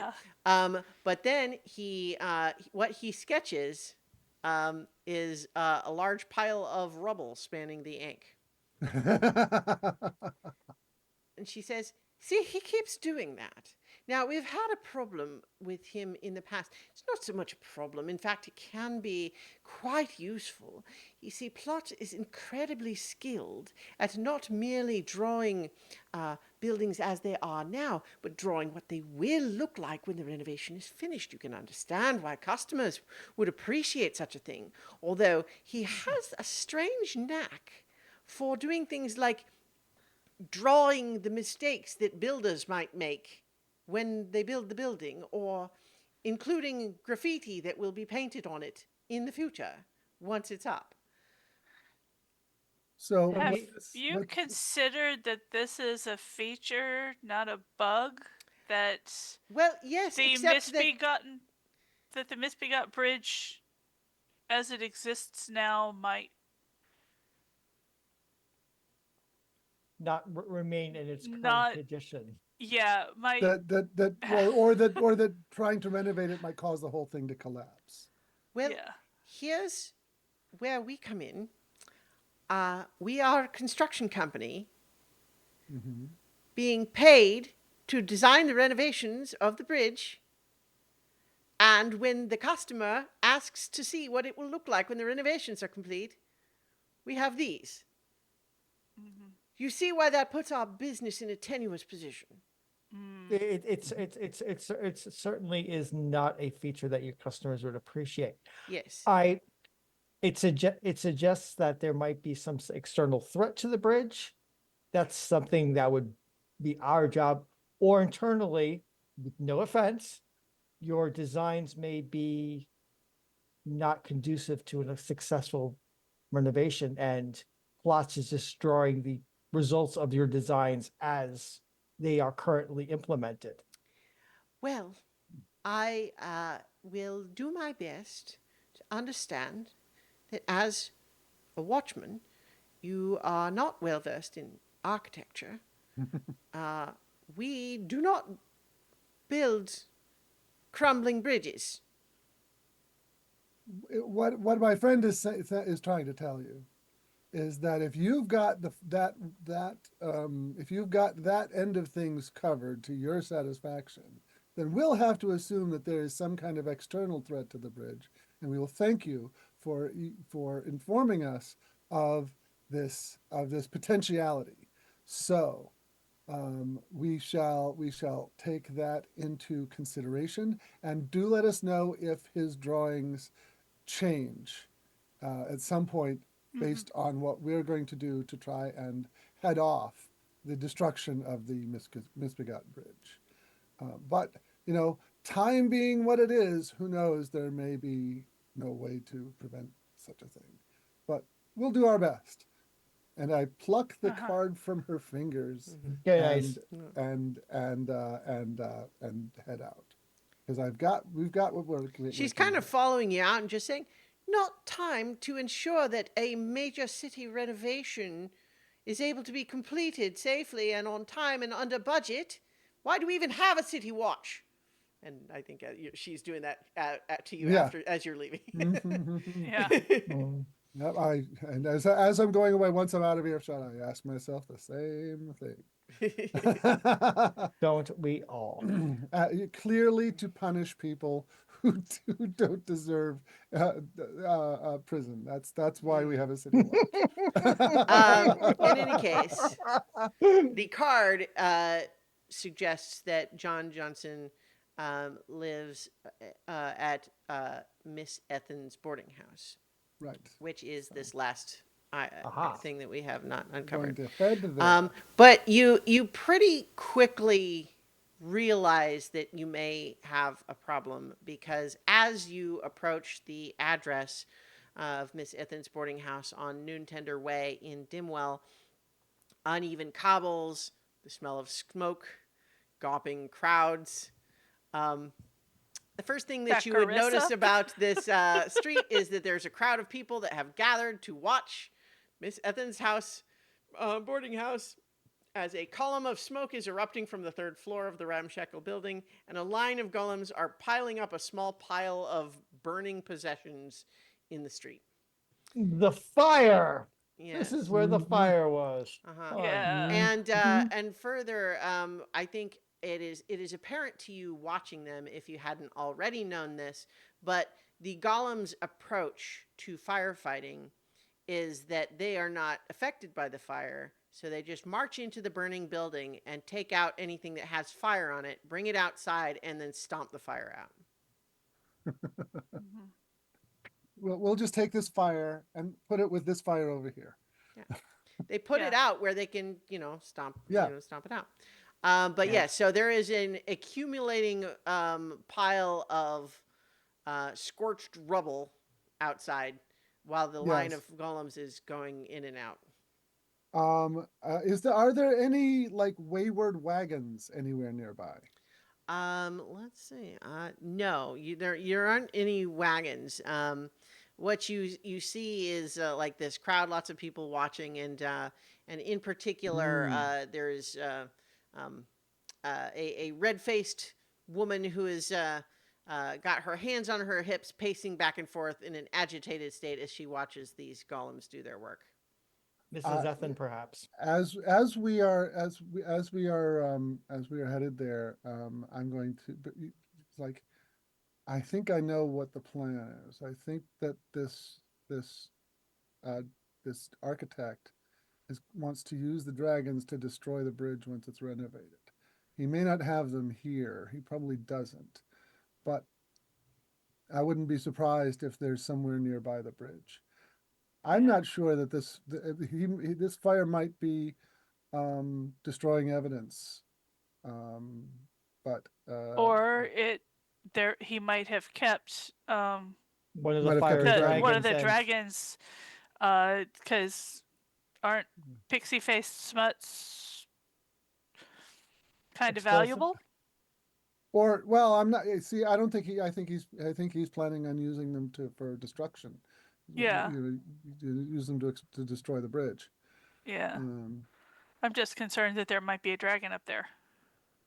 Right. Let's talk to um, And Mrs. Ethan we and don't want it to get yeah. we don't but want let's it to find get out what's going on smashed. here. Yeah. Yeah.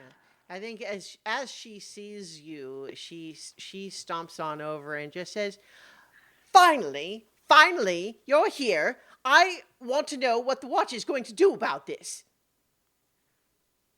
Can Um, you tell us what happened? What caused the fire? Do you know? Have you seen Well, any? it was dwarves, of course. I. I'm Muddy just. It's like Muddy wiggles I'm gonna put a hand. behind. I'm gonna put a hand on Muddy. Like no. Yeah, she sees you kind of react, and she just says, "Well, I'm sure you're one of the good ones." Mm, yeah. Well, I'm one of the watch anyway. All right. So, yeah, so what happened? What happened? You said Well, the city used to be dwarfs? a safe place before people started burrowing under everything and causing trouble. burrowing. And how does that relate to your Third floor flyer. problem? Well, it just seems like everything that goes wrong now is their fault.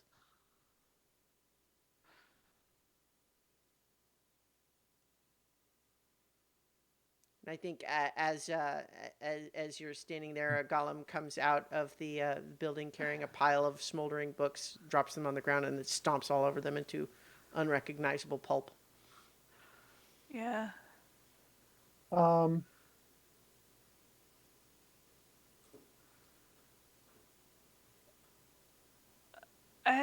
I, I'm kind of at a loss as to what we can do here. I don't feel like going into how Well, like well, involved is this fire? Does it look particularly What dangerous, or is as it? I described it, a column of smoke is erupting from the third floor. That's what you can see. All right, so okay. there's not like fire leaping from the windows. No. This is Yeah. it's okay. I'm You wanna head in there and see what you yeah, can do? yeah. I'm gonna climb up and see, and I'm gonna like dunk a rag in a bucket of semi-clean water and tie it over my nose and mouth to try All right. and Yeah. keep Sure. out the smoke and Hmm. climb up. Yeah, this is the climbing up onto the third floor is your deal. Why Hmm. don't you go do Yeah. that? All right. So go ahead and I think you can get up to like the window with Mm-hmm. no real difficulty. I think you could just do that. But as far as like Mm-hmm. getting into the room and seeing what you can see or finding what you can find there, let's get a roll for investigating. Okay. I think thief with imposter syndrome, if that has an impact, and Mm-hmm. overcover watchman Sure. Yeah. would both apply for trying to get into this room. Okay, let's see a D12. Okay. Oh Oh God, boy, that's just a only a 2. 2, and I got a 6. Ooh. I think, unfortunately, I didn't actually say up front, but I think it's major consequences too. I mean, you're trying to get into a fiery room here. Yeah. Yeah. So I think Oh, boy. that what happens in there is, I think as you climb in the window, you're just sort of briefly overwhelmed by the amount of smoke there. And you're seeing that there's a few flames that are mostly still on, just like possessions in the room. Like there's black and clawing smoke, the stench of char, scraps of paper, and you can see that the golems are like, carrying stuff out, and they're making messy work of it. So there's like little bits and scraps all over. But I think what happens is you are briefly caught in coughing from the smoke, and one of the golems just sort of like picks you up around the waist and is just Oh. carrying you under their arm, and they're starting to carry you downstairs. Oh boy. Okay. Um. Uh. I want to wiggle out Okay. because I didn't get up here Just to be carried out again. just to be carried out again. Okay. And I think making which one would apply is like making the worst of a good situation and always ready with a bad idea. I think both of those I apply pretty think- well. I would say roll a d10. I think that it Okay. remains major consequences. That's fine. Mhm. That's a Yeah. 10. There you go, 10, and I got a 1 that time. So yeah, I think you slip out of the golem's grasp, and as you watch as it like continues to just go down the stairs with its arm held out, like it didn't even really notice. Yeah. But you can kind of race back upstairs and try to like grab as much as you can, anything that might be clues. Basically, Mhm. it's obvious that a lot of the room's furnishings have already been like taken Kinda out, and a lot of it is kind of burned, but there's a few things here and there. You see a tube that looks like it would be designed for holding large drawings, and more importantly, you find a rather guilty looking dragon hiding in a wardrobe. A tag on her collar says, "My name is Smokey. If found, please return to the Sunshine Sanctuary for Sick Dragons. Please do not feed me under any circumstances." So it's a gremlin. Okay. I'm going to pick Smokey up. Smokey is scared. Smokey is scared.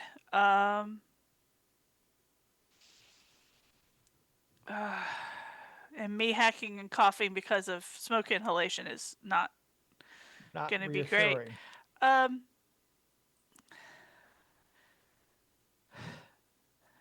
It's like I can't feed it, so that's a problem because that's my go-to method for Feeling- dragon wrangling. But method number 2 also worked, which is grabbing the bedspread and throwing it over the dragon Okay. to kind of startle it, but not in a bad way because because it's soft. Sure. I'll give you a And- boost because you've done this once before. Okay. And so I'll say go ahead and say roll another d12 in this case here. But you're Okay. still in a burning room, so like it remains major consequences. Right. Come on.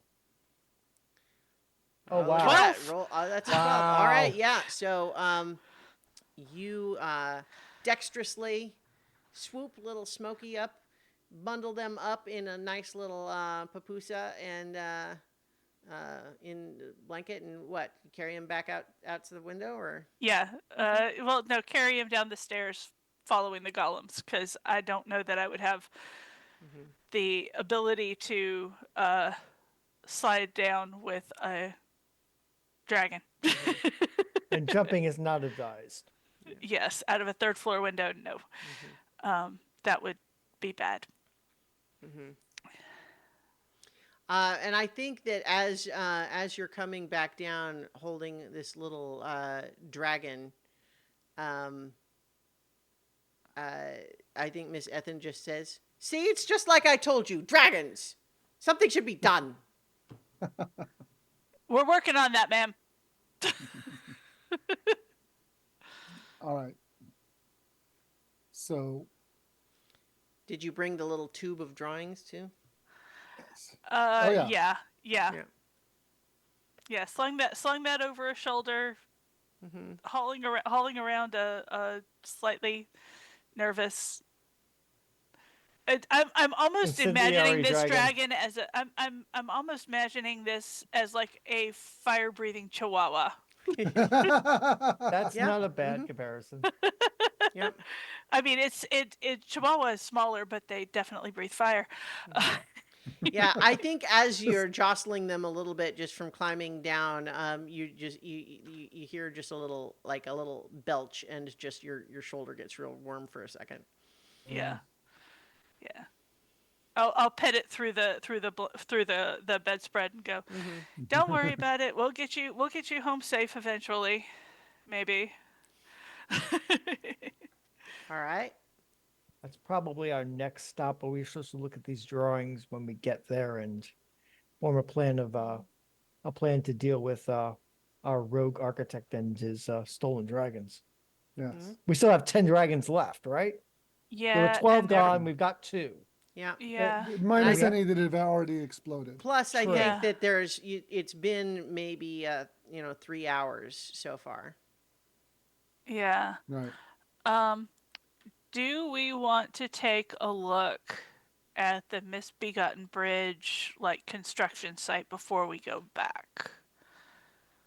I think well, we're going to have to pass the bridge to get to the sanctuary anyways. Mm-hmm. And I think Yeah. that having a look around to make sure that our jacketless ripped trouser architect, ex-architect is not hanging about somewhere planting dragons where they don't belong, would be a really good idea.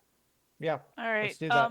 You have experience taking dragons on walkies. So why don't you donate your belt and we'll make a makeshift leash for Smokey here that is not made out of flammable material. Who, me? Yeah, you. Oh, fine, I like this belt. All right. So Here. I think you make your way back to the bridge. Come along. You Come you along. I'm had certainly stubborner than previously you. noticed that there was rickety scaffolding. Mm-hmm. Yep. Yeah. So we're gonna start inspecting that scaffolding. For sure. Look, climb it while he brings the dragon back. The two of us are going to see what we can Yeah. find. Okay. And Okay. I think you should be the one to notice things.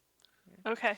Certainly, the scaffolding doesn't have anything obvious to note in the upper part, but you do see that it has some scaffolding goes under the bridge. I think Mm. that's where we want to go. Yeah. Okay. Yeah. Anything up where people can see it would be noticed. Mm-hmm. Mm-hmm. So, So, okay. Yeah. So I think that so Ian Nasir is walking Smokey back to the Yep. sanctuary. Mhm. All right. So are you, Thomas, climbing down the scaffolding too, or just Muddy? I think we're both going to go Okay. in case I need to help. Sure. Sure. Yeah. So yes, piles of bricks, the smell of masonry dust, rickety scaffolding, murky twilight.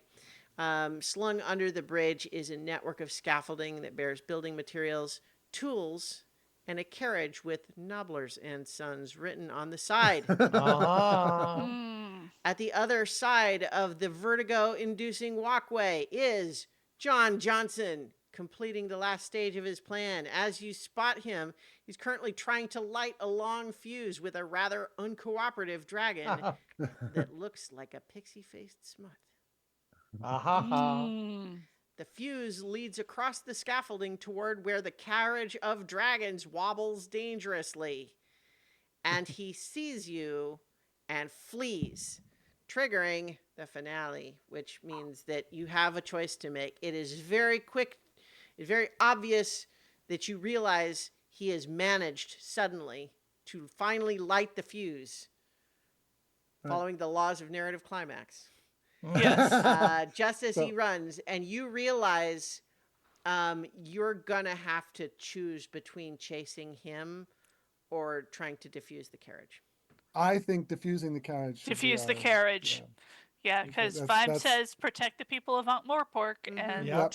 that the Yep. carriage is more I dangerous. mean, we have his name, we have his address, we have his jacket. He can't run far. He's not a professional criminal. He doesn't Yeah. have the contacts to disappear. We can catch him later. I wish Yeah. more cops understood that some guy driving off at 90 miles an hour does not need to be chased. You're not a cat. So, So we're gonna defuse the carriage. yeah. So Um, it is clear to you that this fuse is currently burning its way towards a small box of fireworks placed next to the carriage. Oh. And you can see that these dragons that are in sort of a little like the coal wagon has its own sort of little enclosure that they Yeah. are in and kind of running around, and you can see peeking through the little holes in there that they are already quite like startled and nervous. They're kind of like running around each other. You handle the fuse, I'll handle the dragons. Okay. So Okay. so while my companion handles the fuse, I am going to sing a lovely um, uh, uh, uh, uh, uh, quiet song with lyrics that you would never want to repeat in polite company, but it's the tone of voice that matters. I'm going to try to calm down the dragons with the power of my lovely voice. So, which is much lovelier than my personal voice right now. it probably goes without saying, but I'll say it anyway, that we've got some exceptional consequences here. Right. And so I'm sorry, say the traits specifically again. I'm going to say professional companion is Okay. what I'm Ah. doing, and yeah, and I think that's the only one that really comes closest to this. So. Okay. I think that's going to be a D10. Okay. Fingers crossed. Yeah. 5. Okay, but then I got a 2. Okay. So I think that as you sing, the dragons do stop kind of running around and tumbling over each other chaotically. And they all are looking in your direction for a little bit. And then after a while, they all kind of just like put their heads up and breathe just tiny little flames, each of them. And it looks almost like they're all holding up little lighters as you sing. Aww. Not too close to the fireworks, boys. Okay, so in the meantime, though, Muddy, you're going after the fuse, huh? Yeah, I'm going after the fuse. Dun, dun, dun, dun, dun, dun, dun. I'm of two minds whether like picking up the fuse or picking up the fireworks is actually the better idea. And just hauling ass. You're good. You're pretty good at hauling ass. Yeah. These are sensing some the rickety scaffolding, though. Yeah, but I'm sensing a Batman 1966 situation. Something's risking it with a bomb. Well, we'll Yeah. see, huh? Yeah. Yeah. Just get it away. Play to your strengths. Grabbing things and running and climbing are things that you know how to do. Yeah. Pretend that box of fireworks is a trinket that you've just stolen from somebody's second floor. Well, we are on a scaffolding. This is pretty fun. The fuse is continuing to burn ever closer to the Yes. fireworks. Yeah. So I'm going to grab the box of fireworks and haul it and the attached fuse away. Okay. To find my intent is to find a bucket Mm-hmm. of water that's actually wet Instead of the and river like a water we rain made. barrel or Mm-hmm. something like that. yeah, and Or dump the a whole horse thing trough in there. or Yeah. I think that you are relatively, agile in terms of running across this rickety scaffolding on your own. But I have to imagine doing so while carrying a box would make it harder. And the stress of carrying a box full of fireworks with a burning fuse running right towards it while you hope you will find a water bucket to put it in sounds rough to me. Yes. So I'm going to say that's a D6 with exceptional consequences. Oh boy. Okay. Now, bear in mind, exceptional consequences is the highest, but it doesn't just mean automatically mean game over. It's just Yeah, like, yeah. but it's Yeah. going to be a big deal, is all. Yeah. All right. Ready? Yeah. Let's go. D6. Okay. I got a 4. I also got a 4. Okay. So, I think that means then that you've got the box of fireworks.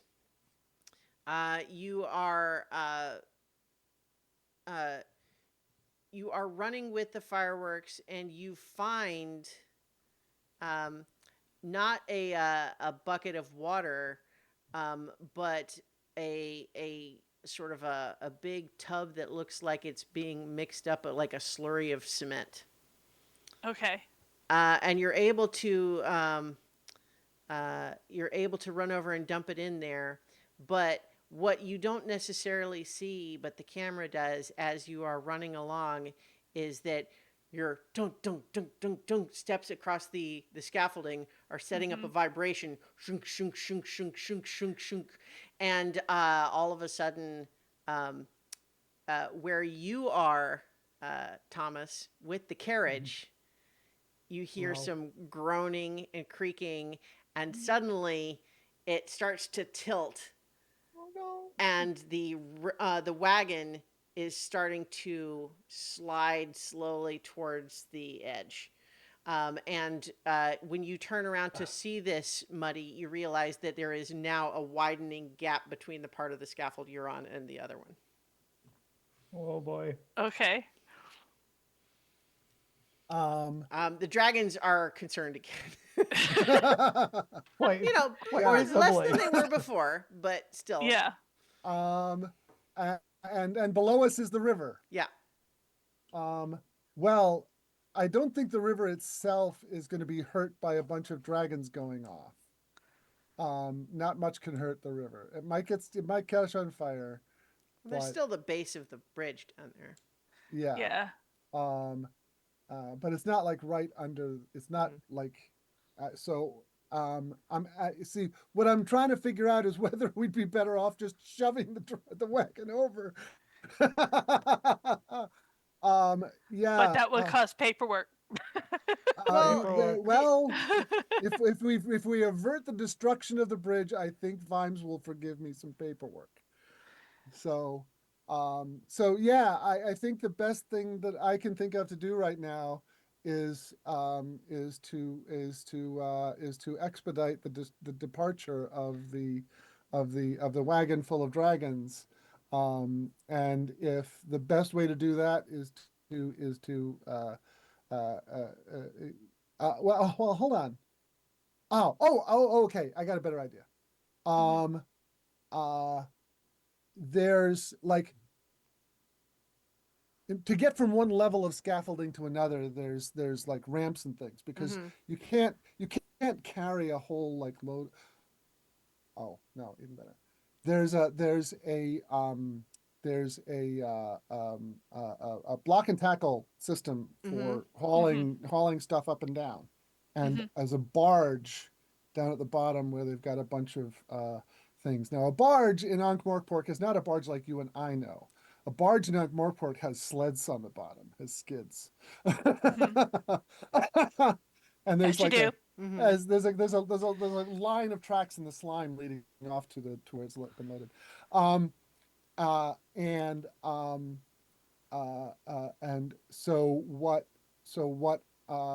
I'm going to do is hook the end of that block and tackle to the wagon, and then leap off, holding onto it, and try and yank the thing up based on that. And yes, I don't really have an appropriate uh, uh, uh, uh, uh, trait here.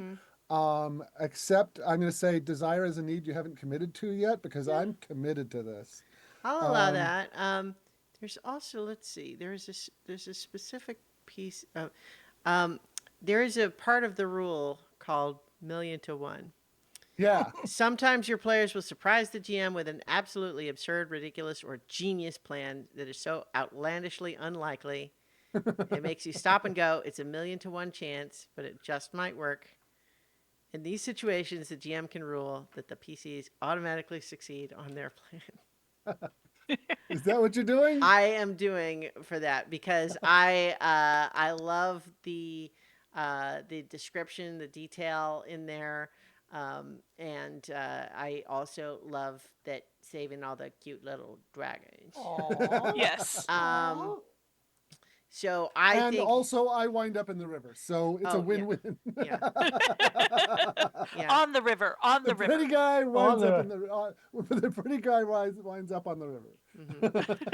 Yeah. So I think that there's this incredible action sequence with the whole wagon, all the dragons inside going wow as they pass the camera, and it's swinging and just the arc of it, and it ends up landing them just perfectly on the barge, and then you dashing, swinging down on the rope behind them, only to have the barge just go too far past you, and just this, whoa, Splud.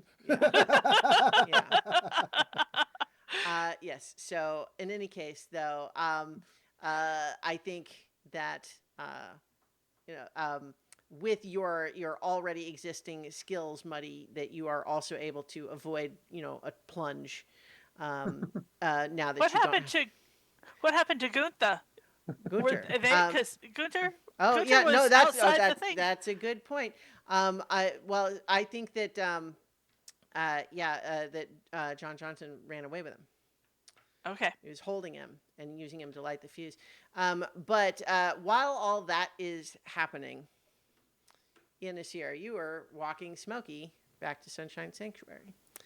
And I think as you're walking along, you gradually become aware of, like, from behind you is this sound of like someone running, and and then as you turn around, you make eye contact with an average height man in brown hair and brown eyes and soot on his face, Oh. and wearing a Nobblers and Sons uniform and holding a pixie-faced smut. And you see all of that, and then he sees you in a watch uniform walking another dragon. It takes off running in the other direction. I go running after him. Yeah? What do you do with Smokey? I pick him up under my arm. All right. So this is a foot chase then. Foot chase with dragons. Yes. Yeah. When Gunther splitting the holding. party works out. Yeah. Yes. Yeah. So I think that give me your traits to try to catch up with him, given that you're holding a volatile. Volatile is the word I wanted before, by the way. Volatile. There's the word. Volatile. I'm going to go with measure twice, cheat once, because I know this city, so I'm going to cut down alleyways and try to cut him off rather than just go straight flat out after him and basically cheat my way to getting in front of him so I can catch him. Nice. And then you come around the corner and it's like, I have a dragon and I'm not afraid to use it. Exactly. All right. So I think that's the trait. So I guess yeah, I think these are potentially major consequences because you're both carrying dragons that could explode if the wrong thing happens. And then I think, yeah, let's have you roll a d10. Okay, here we go. A 9. Okay, and I got a 2. So yeah, I think it works just like you said. He's just running kind of in a blind panic. And you know that he is about to go down a blind alley, and you are able to navigate yourself to where he is now cornered in this dead end alley. But as he turns around and looks at you and just says, "It's all the golem's fault. They did this. They did this." And he's holding little Gunter like a gun. Like Put he's down he's the got him like dragon. on his arm, but he's like his hand or like around his neck with the finger like under his chin, and you see just these big watery eyes. It's not the dragon's fault. It might be the golem's fault. The golem's fault, but it's not the dragon's fault. Let's handle this reasonably, and nobody has to get hurt today. Especially cute little dragons. Let's get another roll. Okay, I'm going to use here innocent face and There you go. Yeah. because because he's going to wind up in jail anyway, so I'm lying through my Oh teeth, yeah, yeah. So and so I think it's- measure twice, cheat once sounds like Yeah, it would yeah, also I'll use apply both, there. yeah. Absolutely. So yeah, go ahead and roll a d12. Major consequences. Yeah, of course. That's a 10. Oh, There we nice. go. And I got a 1. So yeah, I think. Do you have an idea for narrating it, or I can? You go ahead. Okay, so I think that he's looking just so exhausted, and then he's just kind of saying, "I had all those dragons in my room last night. Do you know what it's like to sleep in a room with 12 dragons? You don't sleep very I well." can imagine. And he's starting to kind of like lower Gunter, like he's just kind of like losing his attention. And as you're just moving in there and you're doing just the most gentle, like, "Oh, it's all going to be okay, buddy," right up until all of a sudden you strike like a cobra. You've got Gunter out of his arm. You got both Gunter and Smokey like up on each My shoulder, shoulders like you're poltroons. like you got twin babies on your shoulder, and you do a roundhouse kick and just knock this guy out. Yeah, that works. Sorry, man. You had to take the fall. Yeah, so I think that we can go ahead and perhaps just cut to. We're going to go ahead and cut to the debrief in Vimes's office. And I'm in the process of this. I want us to decide on a few things. One,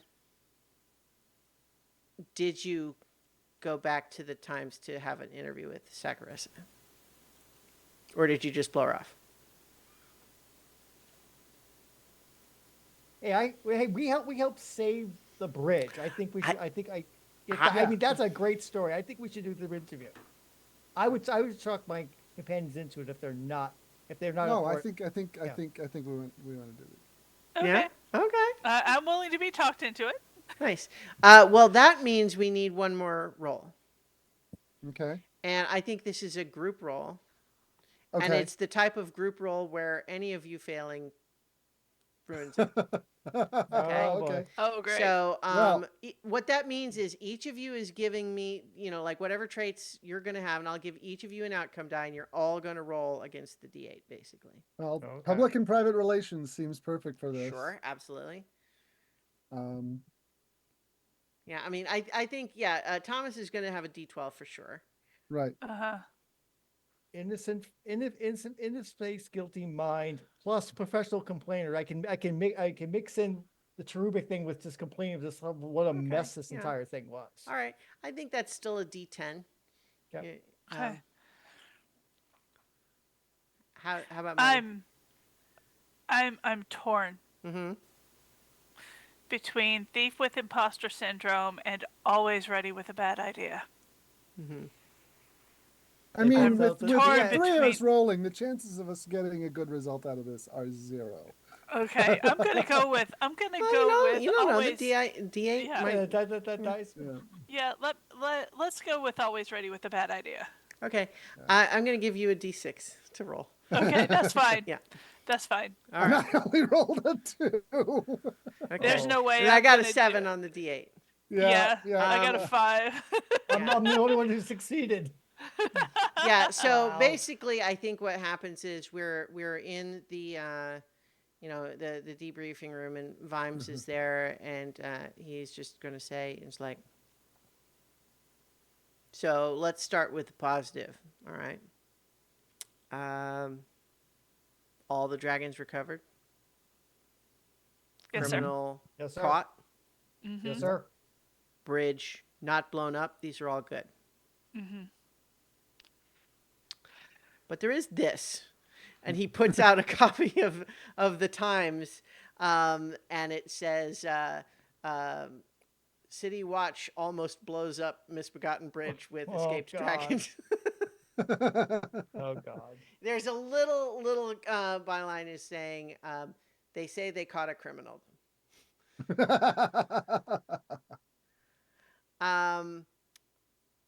And he's just like,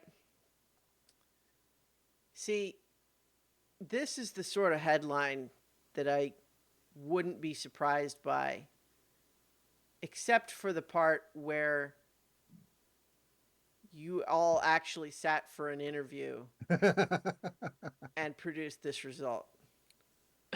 Sorry, sir. Yeah. So I did say that the 3 points were equally important, Yes, sir. Mm-hmm. but I guess you did 2 of them well. So